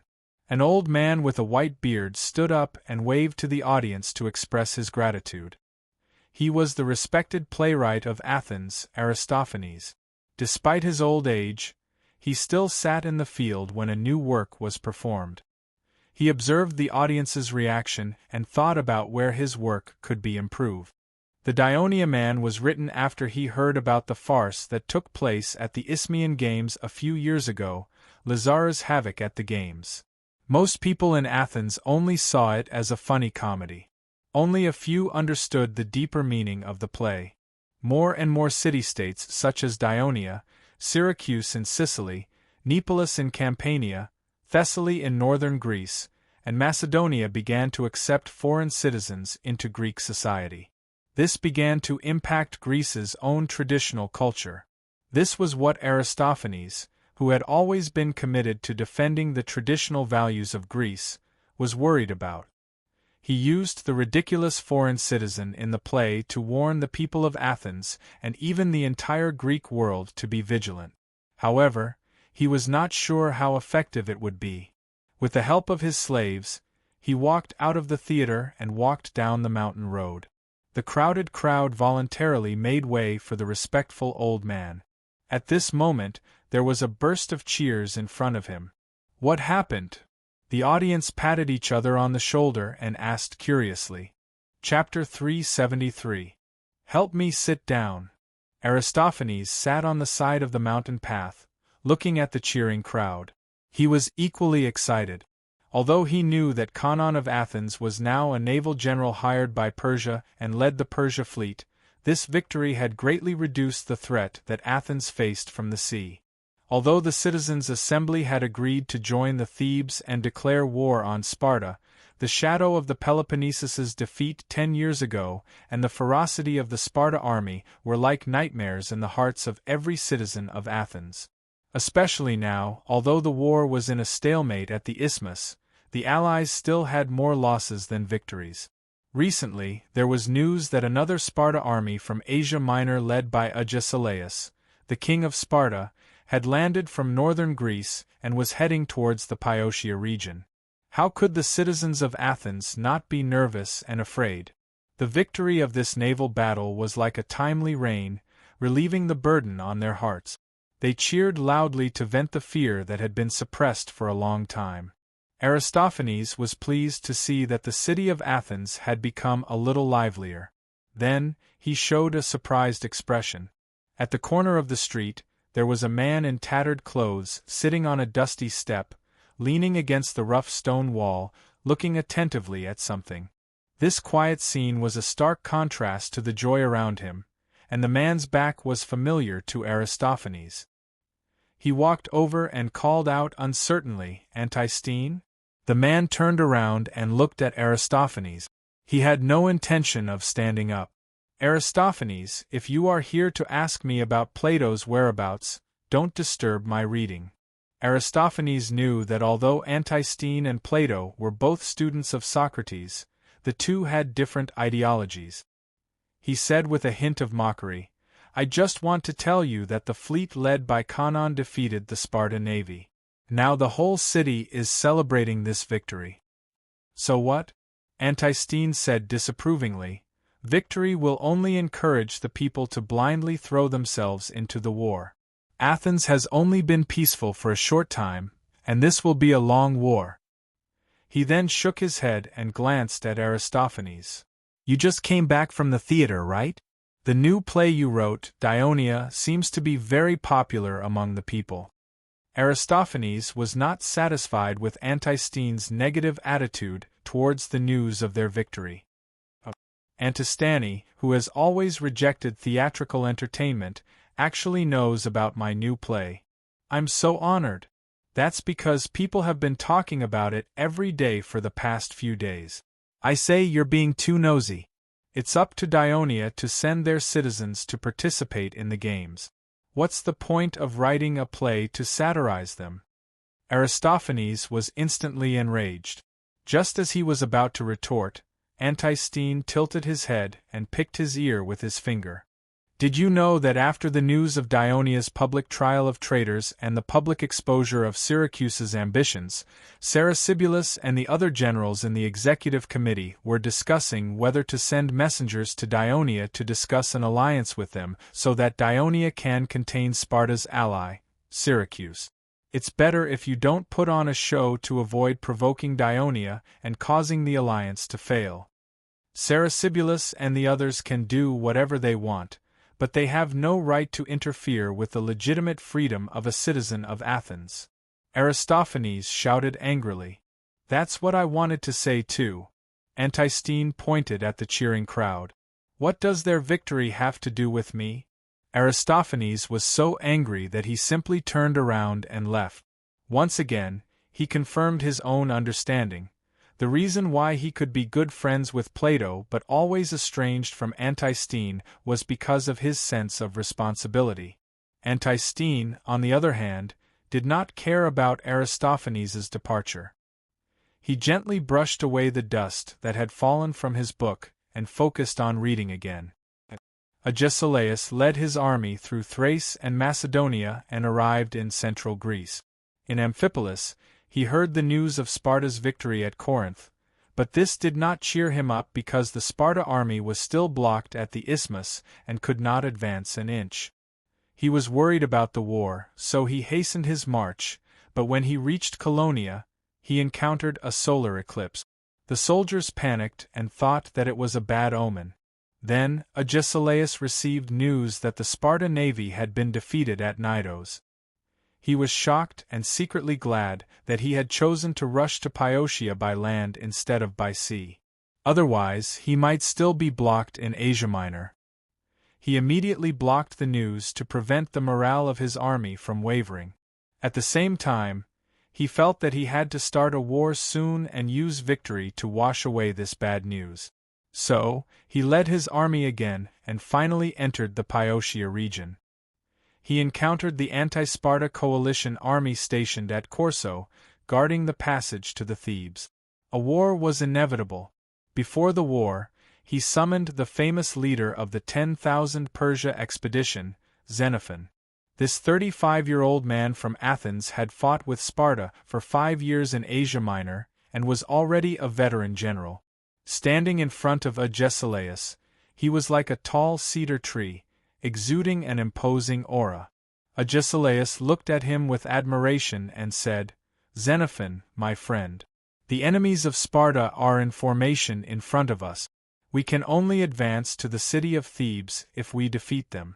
But in the enemy's army, there are reinforcements from Athens. Among them may be your family, your friends, your classmates. Fighting with them face to face will undoubtedly be an extremely painful thing for you. Sigh, although I am a little reluctant, but... Agesilaus showed an unusually regretful expression and said emotionally, I allow you to lead your army and leave. You can even join the other party. I am very grateful for your selfless help to Sparta over the years. Even if you and I will become enemies in the upcoming war, I will still see you as my close friend. Xenophon was furious after hearing this. King of Sparta, you are questioning my integrity. Before leading the mercenaries to follow you out of Asia Minor, I have already said that ever since the Athens assembly executed my teacher Socrates and judged me guilty in absentia, I have already regarded Athens as my enemy. Moreover, I agree with Sparta's political philosophy and am willing to fight for it. I have also sworn to Zeus. Now that you insist on me leaving here, I will leave. With that, he turned around and walked out of the tent without any reluctance. Xenophon, please forgive my rudeness just now. Agesilaus hurriedly pulled him back and apologized profusely. I originally did not want you to fight with your compatriots to prevent you from feeling uneasy. However, I now realize that you have a great belief that far exceeds the feelings of an ordinary motherland. For this, I want to apologize to you. With that, he bowed sincerely to Xenophon. Xenophon hurriedly stopped him. The anger in his heart had mostly dissipated. I have decided to appoint you as the commander of the middle army in tomorrow's battle. Agesilaus decisively made a decision. Xenophon was a little surprised, but he did not decline and accepted the order gladly. This was because he knew that there had been some rumors about him circulating in the army recently. He secretly swore that in this battle, he would use practical actions to shut up those who doubted him. Xenophon left the tent. Agesilaus' adjutant, who was also his son Archidamus, came in. After learning of his father's decision, he could not help but be surprised. Father, you really want a person from Athens to be the commander of our middle army? What's wrong with a person from Athens? Agesilaus raised his eyebrows and said loudly at a volume that even the guards outside the tent could hear, Xenophon is a true friend of mine. I have always been trustworthy towards my friends. What's more, Xenophon is a very talented person. He deserves my trust. At this point, Agesilaus suddenly thought of something. He sighed and said to his son in a deep voice, You have to understand that Sparta has already missed the Devers that Calithorpes strongly recommended. And the city-states alliance of Dionia, which the young man established in just a few years, has already become a big problem for Dionysius. We cannot push Xenophon to the enemy anymore. The next day, both sides lined up in Carozo. Agesilaus led the main force of Sparta and lined up on the left. The side facing the allied forces was their old enemy, the Aegatians. Xenophon led the remnants of the 10,000 expeditionary army and other Asia Minor mercenaries in the middle, facing his mother state, Athens. On the right flank of the middle was Sparta's ally, the Phocis. The most important city in the region where the Phocis were located was Delphi, facing the instigators of the war, the Thebes. At the moment, at the front of the Thebes formation, the 26-year-old Peropidas and Epaminonda were in the formation as heavy infantry. Why hasn't the bugle sounded yet? I can't wait, Peropidas said eagerly. Epaminonda did not speak.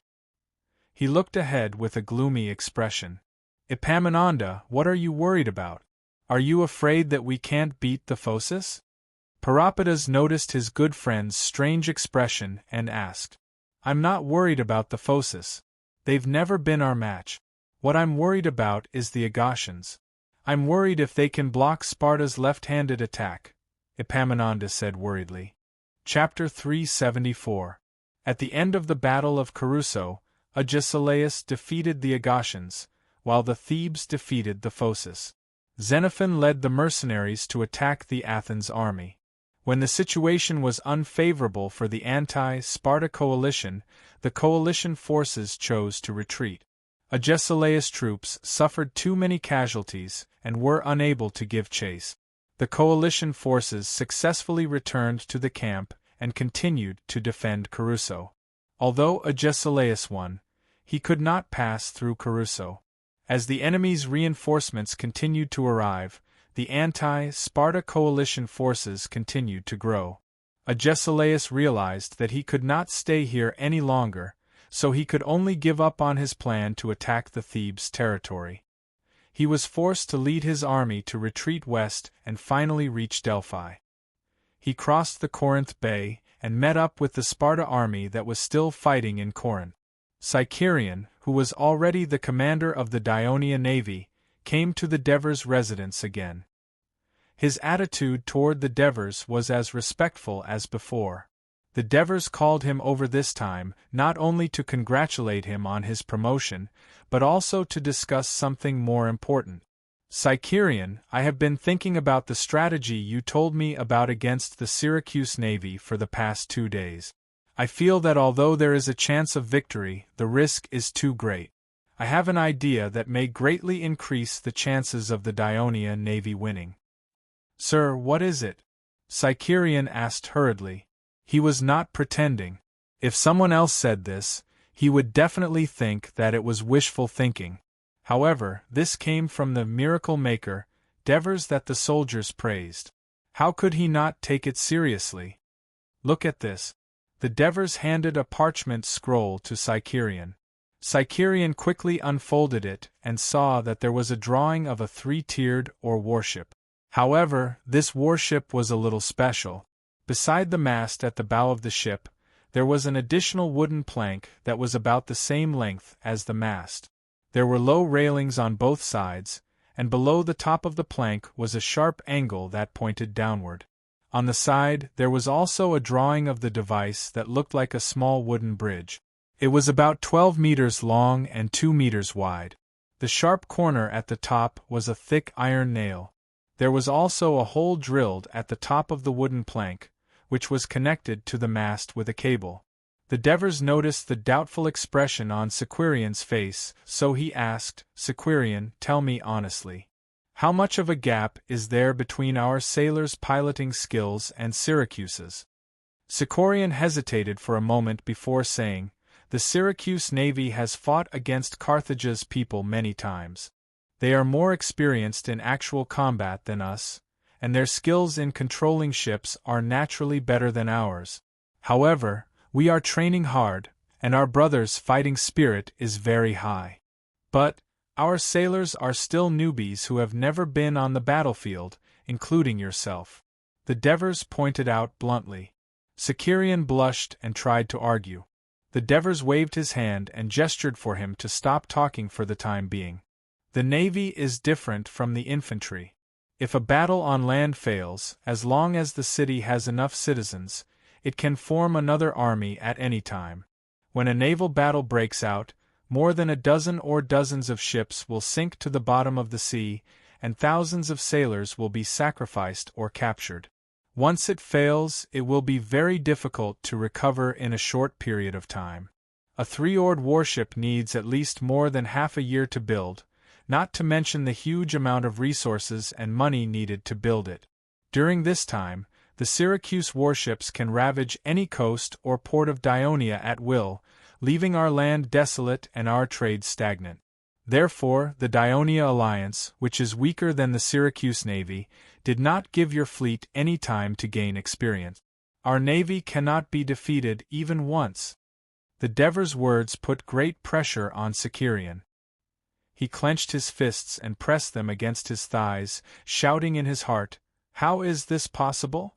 Even strong navies, such as the Athens Navy and Syracuse Navy, have suffered crushing defeats." At this moment, his eyes swept across the drawing on the table, and his heart skipped a beat. Could it be that the secret of our navy's victory is here? "Sicerion, since our fleet is inferior to Syracuse in both experience and technology, why do we have to compete with Syracuse in the traditional battle tactics? On the contrary, you see, we have the best legions of the Greek city-state. Whether it is individual fighting skills or teamwork, they are the strongest heavy infantry in all of Greece. Why don't we move the land battle to the sea battle, so that we can play to our strengths and avoid our weaknesses and take the initiative in the battle? The Devers' words of fighting the sea battle as the land battle were like a bolt of lightning passing through Sicarian's brain. He picked up the drawing on the table. This wooden bridge, the Devers smiled and continued, I have asked Martikoris about this wooden bridge. He can design pulleys on the warships that can easily pull up the wooden bridge.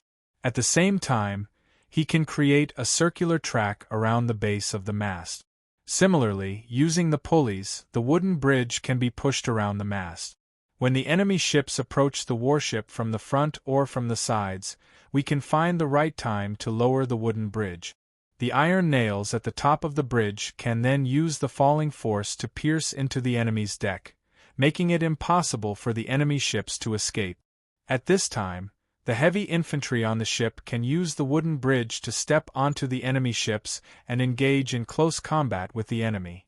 While listening to the Devers' explanation, Sicarian, who had been rapidly deducing this novel naval battle in his mind, could not help but tremble with excitement. Sir, this is a genius idea. Changing the sea battle into a land battle, making full use of the advantages of our army. Not only can we attack the enemy, we can also capture the enemy and their ships, rapidly strengthening our naval forces. If it were a traditional commander of the navy, it would probably be difficult for him to accept such a creative idea. However, Sicarian was young and had just been appointed as a commander of the navy. All he could think about was how to defeat the enemy, so he was quick to accept the new battle method. This saved the Devers a lot of trouble. The Devers smiled and asked, "Do you think this plan can be carried out?" "Absolutely." Sicarian's eyes were fixed on the drawing. However, when the fleet is sailing, this wooden bridge will affect the speed of the ship. It may also increase the risk of capsizing in a storm.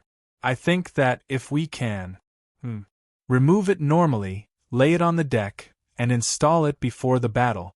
Also, during the battle, this wooden bridge will also affect the flexibility of the warship's maneuvering. Oh, I forgot. This is not a problem. With the wooden bridge on the ship, our battle method will no longer be based on ramming, but mainly on boarding battles. How many infantry should we put on the warship? Sicarian lay on the wooden table and stared at the drawing, muttering to himself as he racked his brains. The Devers looked at him, feeling gratified and amused at the same time. Hence, he patted him and said, "Go back and slowly think about how to use this new warship equipment. I suggest that you look for an engineer to install the wooden bridge on one of the warship. If you encounter any problems, you can look for Dean Maticris from the mathematics faculty and ask him to design a solution. However, you have to be respectful to him. After the installation is done, lead the sailors to practice the new battle tactic. If you need the cooperation of the heavy infantry, you can look for military officer Felicius. He will arrange it for you. Until you have completely understood this new battle tactic and are proficient in using it, with my approval, you can promote it to the entire fleet. You have to pay special attention to this. You must keep it a secret. Remember, before we engage the enemy in battle, we must not let the enemy know of our new battle tactic." Understood. Sicarian nodded heavily and carefully kept the drawing. He could not wait to leave and go home. Suddenly, he stopped in his tracks. "Sir, this wooden bridge equipment, have you named it?" "Crow. Its name is Crow." An enigmatic smile appeared on the face of the Devers. On this day, in the Bay of Taranto, among the thousands of ships that sailed into and out of the port of Turis, there was a seemingly ordinary passenger ship. On the ship, a 50-year-old man gazed at the land that appeared in the distance and was filled with endless emotions. "Turis, I'm finally back." A middle-aged man walked to his side and apologized in a hoarse voice. Teacher Lysias, this time, in order to complete the important task given by the council, I had no choice but to drag you to Turris. I've always felt guilty, Lysias said emotionally. Isocrates, you don't have to apologize. I have said many times that I am here of my own free will, and that I have asked to go to Tulii. I love Athens, and I'm willing to do something for it. Turris is the place where I grew up. My respected teacher, Dixias, once lay in eternal rest here. I should have long come to pay my respects to him. Lysias, translated as Lysias in most parts of the country. In order to distinguish him from General Lysias of Crotone, the name Lysias is used in this article. Isocrates did not really worship Lysias as a teacher, but he had devoted himself to studying the court speeches written by Lysias, so it was not an exaggeration to call him teacher. At this time, he also gazed into the distance and sighed regretfully. Yes, Turris is the Panhellenic city-state that General Pericles advocated and established. It cost Athens a lot of material and money. How many Athens people spent their blood, sweat, and tears to establish it? Now it has become a city of an alliance. You should know that Turris is also a subsidiary of Athens. We should have condemned Dionia's behavior and defended Turris's interests. But now we've come to ask for help from the alliance of Dionia that has violated our interests. Alas, Athens, we've lost too much in the War of Peloponnesus. Chapter 375. Lysias gazed at a fleet of more than a dozen warships cruising in front of him. Behind the fleet, two huge white breakwaters could be vaguely seen, like a pair of arms stretching out from both sides of the coast, as though they were trying to hold back the Crati River flowing into the sea. The current Thurii is completely different from the Thurii, he murmured. The passenger ships of Athens finally docked at the port. Based on the information he received about the Danube alliance, Esocrates speculated that the port of Thurii was not located near the famous trade routes of the eastern and western Mediterranean Sea, and it did not have a good natural port, so the sea trade should not be too good. But the scene he saw overturned his thoughts. Although it was not as prosperous as the port of Piraeus, it was beyond his imagination, especially the huge wooden hangars erected on each pier that attracted his attention. Under the operation of a few laborers, they could easily hoist the large cargo that previously required more than a dozen strong men to lift in the air, and then transfer it to the pier. Esocrates, who came from the prosperous sea trade of Athens, immediately realized that if this device could be applied to the port of Piraeus, the port's unloading capacity for merchant ships would be greatly improved. So he moved closer to take a closer look at the detailed structure of the device, but he was rudely warned by the operator of the hangar. "Do not approach, or the patrol will detain you." Esocrates returned resentfully. At this time, a few strong men came in front of Lysias, and the leader said with a fawning smile, "Hi, how do you do? I'm Spirion, the port's porter. This is my serial number. Do you have anything you need us to carry?" As he spoke, he showed a small round iron plate pinned to his chest to Lysias. Lysias, who had not been back to Thurii for decades, was really curious and moved closer to take a closer look. The black iron plate had the pattern of a scale on it, and below it was a string of strange symbols. "What's the use of this thing?" He pointed at the metal piece and asked curiously. Spirion said proudly, "This can prove that I am officially registered with the Port Management Office as a porter. If there are any accidents such as loss of goods during the transportation, you can go to the Port Management Office to complain about me. You just have to report this number. After the Management Office verifies the situation, they will punish me and compensate you for your losses. So you can rest assured." "These are numbers?" Lysias pointed at the row of strange symbols in surprise. "Of course not Greek numerals." Spirion was happy to show off his superiority in front of the old man who looked like a scholar. "This is a number invented by our Archon Devers. It is easy to remember and easy to use. Party members use it everywhere. The number engraved on it is 2410, remember?" Lysias nodded, but his heart was in turmoil. It was not because of the strange number. He was not a mathematician, so he was not too sensitive to it. What surprised him was the management of the port in Thurii. Just the porter, the most common and lowly labor in the port, could be so meticulously managed. The management ability of the people of Dionia was obvious. Even Athens did not have such measures to regulate the labor market in the Piraeus port. And from this number, the sophisticated Lysias could feel that the bustle of the port in Thurii might be even greater than what he saw. It was not a fluke that Dionia could rise in such a short period of time. Lysias was alert in his heart, and then calmly reminded them, "I hire you to transport the goods, but there are a lot of pottery in the goods, please be careful." "Don't worry, I can't remember how many times I have transported goods like pots and such," Spirion guaranteed while negotiating with the entourage of the envoy from Athens. At this time, Esocrates also hurried back. Spirion and a few people carried the goods in a cart with wooden wheels, and led the envoy from Athens out of the crowded dock to the port avenue. Esocrates was surprised that the avenue was wider and smoother than the avenue from the Piraeus port to Athens. Looking at the gutters, sidewalks and other facilities on both sides of the avenue, it showed that the people of Dionia were strict and meticulous in the construction of the road. This made Esocrates a little depressed, because this seemed to be something that the people of Athens could not compare. Their thoughts were more focused on participating in politics, courts and other city-state affairs. Esocrates could not help but squat down, stretched out his hand, and touched the grayish-white material that tightly pieced the stones together. He knocked it, and it was still very hard. "Esocrates, are you going to change your profession to be an architect?" Lysias understood the reason why he did this, and could not help but make a joke. "This is your first time coming to Dionia, right?" Spirion was not surprised to see his behavior, but said proudly, "In the territory of Dionia, avenues like this can be seen everywhere, but this avenue is wider.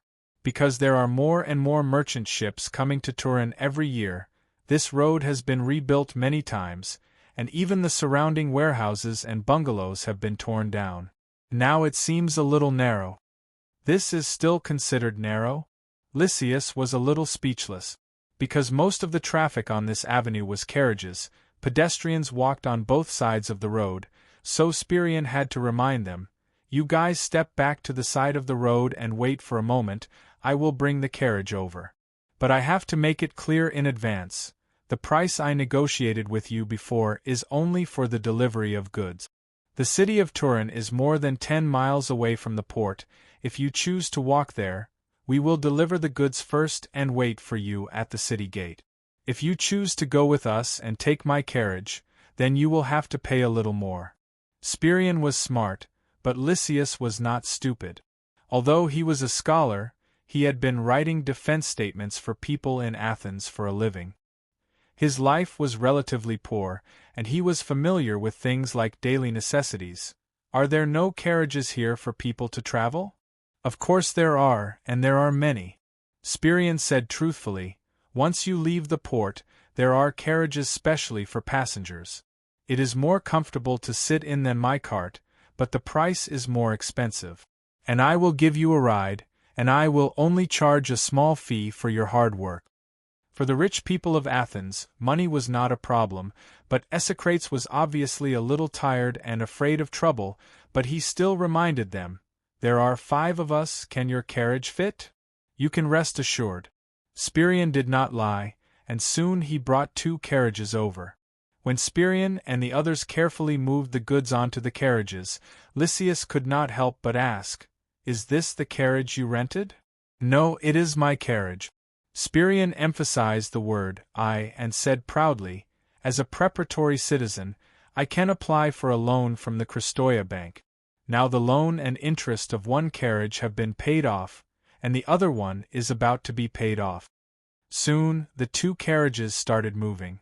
Spirion accompanied Isocrates and Lysias in the first carriage. This kind of caravan did not have a cloth cover, so it had a panoramic view of the port road and its surroundings, which was exactly what Isocrates wanted. He noticed that although there were many carriages and carts on the road, they followed a kind of rule, so it was not chaotic. Even when there was a problem that caused a traffic jam, there would be patrols quickly coming to clear it. On the other hand, Lysias' attention was more on the carts and carts, because they were all pulled by horses. In Lysias' memory, Turin was not a city rich in horses, and he was surprised to see such a large number of horses at the port, so he asked, "What is the price of horses here?" 30 drachmas for a mare, 22 drachmas for a stallion. How can it be so cheap? Lysias was shocked. Originally, the price of horses in Turin was more than double the current price, but ever since the Briti merged into Dionia, the Briti people have provided a large number of pack horses to the Turin market, so the price of horses has naturally fallen. As Spirion spoke, he patted the butt of the pack horse, and the horse let out a gentle neigh. He said proudly, "Briti horses are good horses, strong, good endurance, and good temperament. Now even the Lygian people have begun to buy horses from us, so the price will probably rise again in the future." As Spirion spoke, the carriage had already reached the exit of the port, waiting for the checkpoint sentries to check before they could pass. Originally, when Esocrates' ship entered the mouth of the Crati River, as long as he directly showed his identity as the envoy of Athens to the patrol ship, they did not need to enter the port at all. Instead, they would be led by the patrol ship to the port of Turin, and directly into the Senate of Dionia. However, Esocrates had other considerations and did not do this. At this moment, he looked up at the towering city wall that stood in front of the carriage, firmly surrounding the huge port, and could not help but sigh. In the past, when Athens was strong, they also used the same city wall to protect the port of Piraeus, which brought endless wealth to Athens, all the way to Athens. Unfortunately, after the defeat of the Peloponnesus War, the Sparta people forced the people of Athens to dismantle the city wall, so this time Athens and the Thebes joined forces to fight against Sparta. The people were always uneasy, afraid that the Sparta people would rush through the isthmus, and then the completely unguarded port of Piraeus would be a piece of fat meat in the mouth of a hungry wolf. The citizens' assembly had proposed to rebuild the city wall several times, but this was a huge project, and in the current situation where the people of Athens were fully engaged in the war, there was no doubt that there were many difficulties, and in the end it was shelved due to endless disputes. Chapter 376. After the carriage passed through the checkpoint, it drove directly north, passing through the east side of the port market. The shops on both sides and the crowded crowd did not attract the attention of Esocrates and Lysias. After understanding the bustle of the port of Turi, they also had a preliminary estimate of the market situation. But no matter how prosperous it was, how could it compare to the famous Agora market in Athens, which was famous throughout the Mediterranean Sea? It was the direction of the carriage that attracted Lysias' attention. "Hey, Turin is in the west, you are going north." "Don't worry," Spirion explained, "because if the carriage goes directly west, not only will it pass through the more crowded and longer market, but there is also the Temple of Hera and the Turin Arena not far from it. With the growing popularity of rugby and football, the arena in Turin is no longer enough. The year before last, the citizens of Turin collectively raised funds to build another arena outside the city. Because the arena in the city is the venue for the finals of the teams of Dionia, it is named the Grand Arena of Dionia, while the one outside the city is called the Turin Arena. It is now May, the most intense time of rugby. Because the new Turin champion is about to be selected to participate in the finals, many people go to watch every day. The roads will not only become crowded, but there may also be trouble. We would rather take the long way to the city of Turin. It will be much faster than going directly west." "I see." Lysias nodded.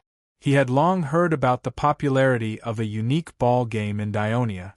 However, he had experienced many ups and downs in his life, and he had been busy making a living. In addition, he was already old, so he was not too interested in this supposedly violent sport. But Esocrates' eyes lit up and said, "Can you tell us about this rugby game in Dionia?" Lysias looked at Esocrates in surprise, feeling that this was not in line with Esocrates' hobby, so there must be a deeper meaning. His words tickled Spirian's itch. He immediately talked about the origin and rules of rugby to the establishment of the Dionia Rugby Championship. Isocrates listened to Spirian's account of the history of rugby in Dionia as he watched the wagons turn into a new thoroughfare, the Via Tua, and then turn westward, which, except for the narrowness of the surface, had little difference in facilities from the Via Porto.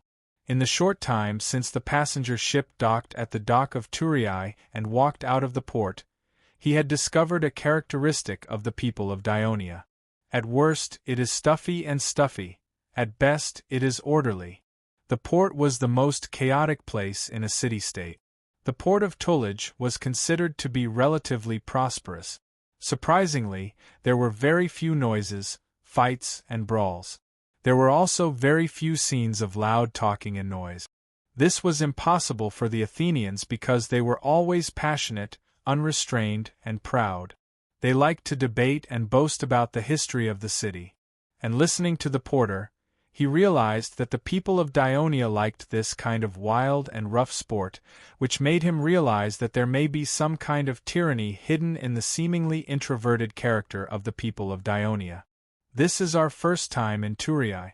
Is there any interesting place here that is worth visiting?" He suddenly interrupted. Lysias looked at him again. "Worth visiting?" Spirian was stunned for a moment and then laughed. "My two guests, you should not say that you are here for sightseeing in Thurii, but to enjoy the entertainment. There are too many things for you to play here. First of all, you must go to Christoia's restaurant. It has the best food in all of Greece and even the whole Mediterranean. Secondly, there is a big hot spring by the river Tyro in the west of the city. Take a good bath, so that you Greeks who don't like to bathe can feel the benefits of bathing. And as I said just now, go to the Thurii Stadium to watch football and football games, but it is hard to say whether you can still buy tickets in this season. Also, you can go to the Thurii Hospital to find out the hidden diseases in your body. You should know that the medical skills of the Thurii doctors are very high because they are taught by the god of the underworld. Oh yes, I almost forgot, you must go to the Temple of Hades in the city to pray. That is the only residence of the king of the underworld Hades in the whole of Greece, and it is very magical. Every time I go there to worship and talk with the priest, I feel very relaxed when I come back, as if I have soaked in a hot spring bath. Isocrates and Lysias listened to Spirian's endless introduction of Thurii, and from time to time they exchanged glances. At this time, the truck had arrived near the north gate of Thurii, and in front of it stood a tall arch made of white marble. Lysias recalled some information about New Thurii that he had heard, and said uncertainly, "Triumphal Arch?" "Yes, the Triumphal Arch. The second Triumphal Arch."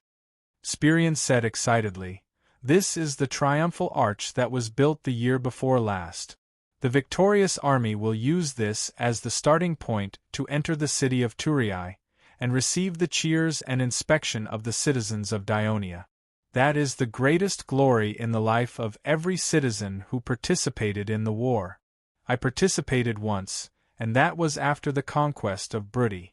As a temporary light infantry, the 2,000 freedmen, we also sent some outstanding people to follow the army into the city. All the people of Dionia cheered for us, beautiful girls kept throwing flowers to us, and our respected governor made a stirring speech.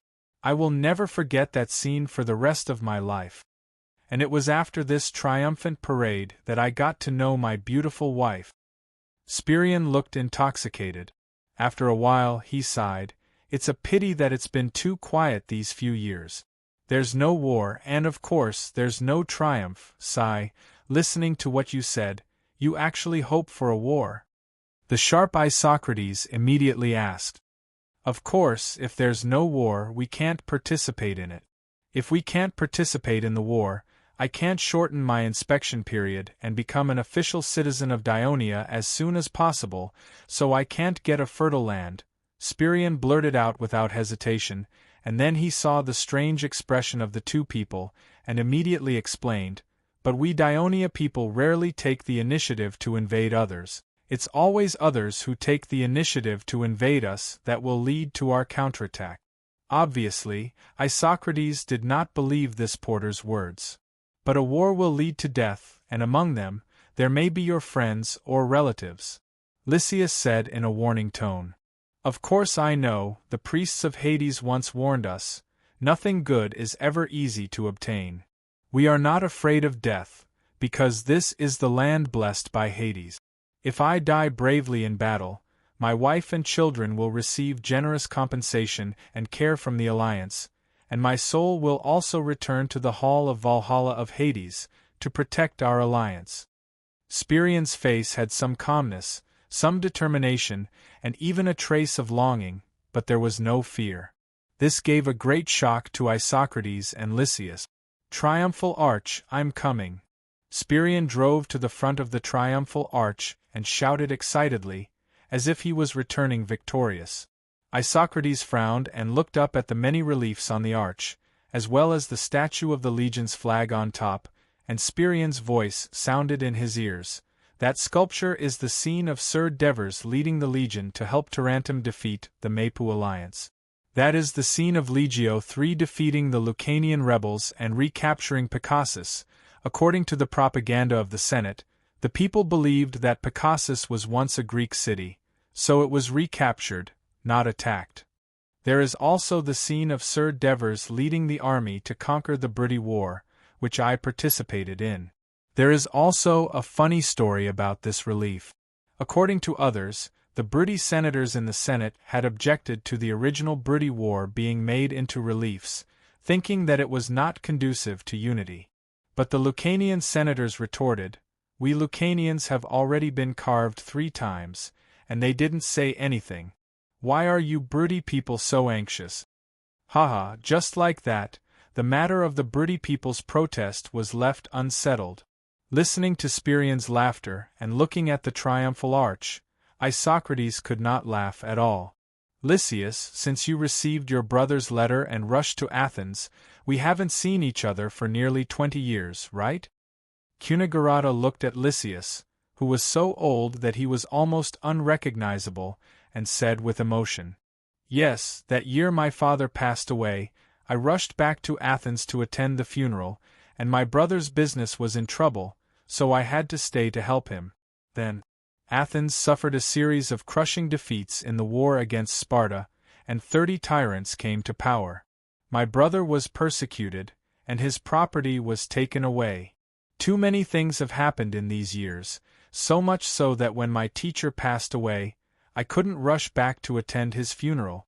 Lysias' seemingly calm face could not conceal the regret and confusion contained in his low voice, as well as some tiredness. "We all know about what happened to you. At that time, Turii was also in trouble, so we couldn't help you. It's just that my teacher kept muttering your name before he died, because you were his proudest disciple." As Cunegurata spoke, he saw tears glistening in Lysias' eyes, so he changed the topic and jokingly said, "Did you make a fortune in Athens recently, giving away 4 or 5 of these precious black-painted amphorae from Athens?" Chapter 377. Then, Lysias said seriously, "This time, Athens sent Esocrates as an envoy to Dionia. He knew that I had stayed here for many years, so he invited me to accompany him to Turii." "You mean Athens sent you as an envoy to Dionia?" Cunegurata was surprised.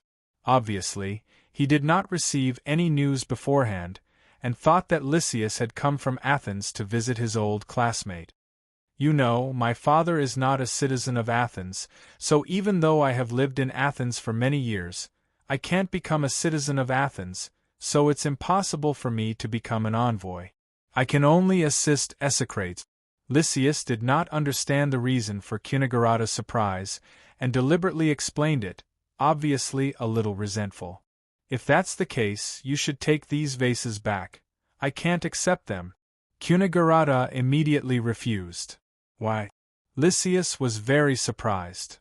Previously, the public trial of the traitors in Thurii caused a big commotion. I believe you have heard about it. Seeing Lysias nod, Cunegurata said firmly, I don't want to become the second Polixus. But Athens just wants to express its goodwill to the Dionia alliance, and at the same time, conclude an alliance treaty. Lysias said anxiously, now that Athens is at war with Sparta, who is this alliance treaty against? As a political veteran, Cunegurata immediately guessed the motive of Athens. Sparta? No, Dionia does not have the strength to face the wrath of the Greek overlord. Sparta's staunch ally, Syracuse? Unfortunately, we have just signed a friendship treaty with Syracuse. Cunegurata's words left Lysias at a loss. He was different from Isocrates. Although he lived in Athens, he was not a citizen of Athens and had been excluded from political life all year round. He did not have much political experience, even when it came to defending in court, because he was not a citizen of Athens. He could not go on the court to defend others. He could only go through careful preparation and planning before writing a speech for others. After being like this for so many years, he lacked a bit of quick-wittedness. Thus, he didn't know what to say for a moment. Cunegurata sighed. Take these Athens pottery back first. Since the envoy from Athens had come from afar, the Dionia alliance certainly had to meet him. I will make a proposal to the Senate tomorrow. Let the emissary from Athens get ready. That's good, that's good. Lysias heaved a sigh of relief. Lysias. Cunegurata stared at her and suddenly asked, You used to be a citizen of Turin. Have you ever thought of returning to Turin and becoming a citizen of Dionia? Lysias was stunned. In Athens you are a foreigner. Even if you have great talent, there is no bigger stage for you to display it. And when you return to Turin, Cunegurata said, then changed the topic. Do you know Ansitanos? Cunegurata's words made Lysias a little uneasy. He murmured, Yes, I know. He is a student of Herodotus. We often met when we were young. Our consul Devers once proposed the establishment of a Dionia Academy in Turin. All the outstanding scholars of the Alliance are gathered in the academy. Whether it is mathematics, medicine, literature, or rhetoric, they will enjoy the special salary given by the Alliance. They can continue to do their own research with peace of mind while teaching their academics and theories to outstanding students. Their reputation will spread throughout Greece and even the Mediterranean. Cunegurata saw that Lysias was listening carefully, and a smile appeared at the corner of his mouth. In the academy there is a branch dedicated to teaching students literature. Ansitanos is not only a senator of the Senate, but also the dean of the Faculty of Literature. While teaching rhetoric, he also writes his history book. For this reason, he has recruited more than a dozen students and imparted knowledge. The Senate also specially allocated funds for him to hire some people to search for information throughout Greece for him to write his book. But I think although Ansitanos is unparalleled in historical research, literary rhetoric is not his strong point, which is exactly what you are good at. I heard that in Athens, many people took your litigation speeches and copied them as models. If you can stay in Dionia, our Lord Divers, who loves talents as much as his own life, will definitely request the Senate to grant you special permission to become a citizen of Dionia. You will also be the supervisor of the Faculty of Arts, teaching students and writing books. Your name will be as famous as that of Ansitanos in Great Greece. With Cunegurata's understanding of the Devers, he dared to make such a promise. And these words were like a stone that smashed into Lysias' heart, splashing countless ripples and splashing countless waves. Divers skimmed through the information that Ansitanos had given him, and a look of surprise appeared on his face. There's also a great altar of Hercules in the city of Rome. Are you sure? Yes, my lord. This great altar is near the livestock market in Rome. At first, we got it from the Capua merchants who traded with Picasus and sent someone to confirm it. "My lord, you should know that Hercules once stole the cattle of Geryon and traveled a long distance to bring them back to King Orestius. Therefore, many races in the western Mediterranean who live on livestock worship Hercules as the patron god of livestock." Ansitanos did not think that it was a great thing for Rome to worship Hercules. On the contrary, he could not stop talking about the topic of Hercules. In fact, the study of Hercules' activities in the western Mediterranean was a special task given to Ansitanos by the Devers. After conquering the Bruttii, the Devers discovered a strange phenomenon. There were many altars and statues of Hercules in the Bruttii area, and the Bruttii even claimed to be the descendants of Hercules, because their ancestor, Brutus, was the son of the hero Hercules and their queen, Valentia. This statement surprised the Devers. An alien race claimed to be the descendants of a famous Greek god. This made the Dionia alliance find a common ground to assimilate the Bruttii, because they were all of the same race. However, at the same time, this also made the Devers pay attention to Hercules, the god of strength in Greek mythology. What they learned from Ansitanos and others made them realize that Hercules was very famous in the western Mediterranean. Legend has it that half of the 12 great feats he completed happened in the western Mediterranean. This alien among the Greek gods spent most of his time wandering in the western Mediterranean. He went to Sicily, traveled north through Italy, crossed Gaul, and came to the Iberian Peninsula. Before stealing the golden apples from the Garden of Hesperides, the 11th great feats, he used his divine power to split the Atlas Mountains into two, thus connecting the Atlantic Ocean and the western Mediterranean Sea. This was the origin of the Pillars of Hercules in the Greek people. The furthest Hercules went was the mysterious island of Erythrea in the Atlantic Ocean, the westernmost point of the world. He killed Geryon and stole the herd of cattle. Then, he drove the herd of cattle through Western Europe and finally returned to Greece. In the story of his adventures, because his heroic deeds were widely spread, he gained the love and recognition of many people of different races. In many places in the western Mediterranean, there were legends that he had many children with the noble women of the local races, and the Bruttii were just one of them. The Devers picked up the research material again and read it carefully. Ansitanos was not in a hurry at all. He leaned back in his chair leisurely, closed his eyes, and began to think about the history book he was going to write. After a long time, the Devers closed the book and put the material on the wooden table. He rubbed his tired eyes and asked, "Lord Ansitanos, as a historian, what do you see after you erase the dust of the myths and legends that you have collected?" Ansitanos opened his eyes. The Devers' question was quite interesting, but wasn't this what a historian was good at? He thought for a while and said, "What I see is the strong attraction of the elegant culture of Greece to the mountain races that are still in the stage of ignorance. They all want to have a relationship with Greece to show that their origins are not barbaric. Yes, this is what we want to see. It seems that we need to build a magnificent temple of Hercules in Tulii and hold a celebration for him every year to increase the recognition of Dionia among the aliens."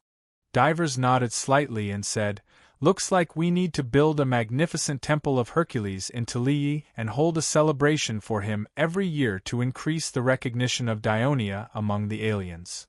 Lord, your decision is very wise," Ansitanos complimented. But the Devers picked up the material on the table and changed the topic. "Lord Ansitanos, you have only seen the surface meaning of this material. You have yet to discover the deeper meaning." "There is a deeper meaning?" Ansitanos looked at the Devers suspiciously. He had read the material many times before handing it to the Devers. "Look at this." The Devers turned to a page and read aloud, "When Hercules was driving his cattle back to Greece, a lost bull swam across the Strait of Messina and came to a place called Alux in Sicily, where it was kept by a local ruler. When Hercules found out, he killed the ruler, took back the bull, and agreed to return the land to the oppressed indigenous people." he made a promise that once his descendants appeared in Sicily, the indigenous people would have to return the land to them.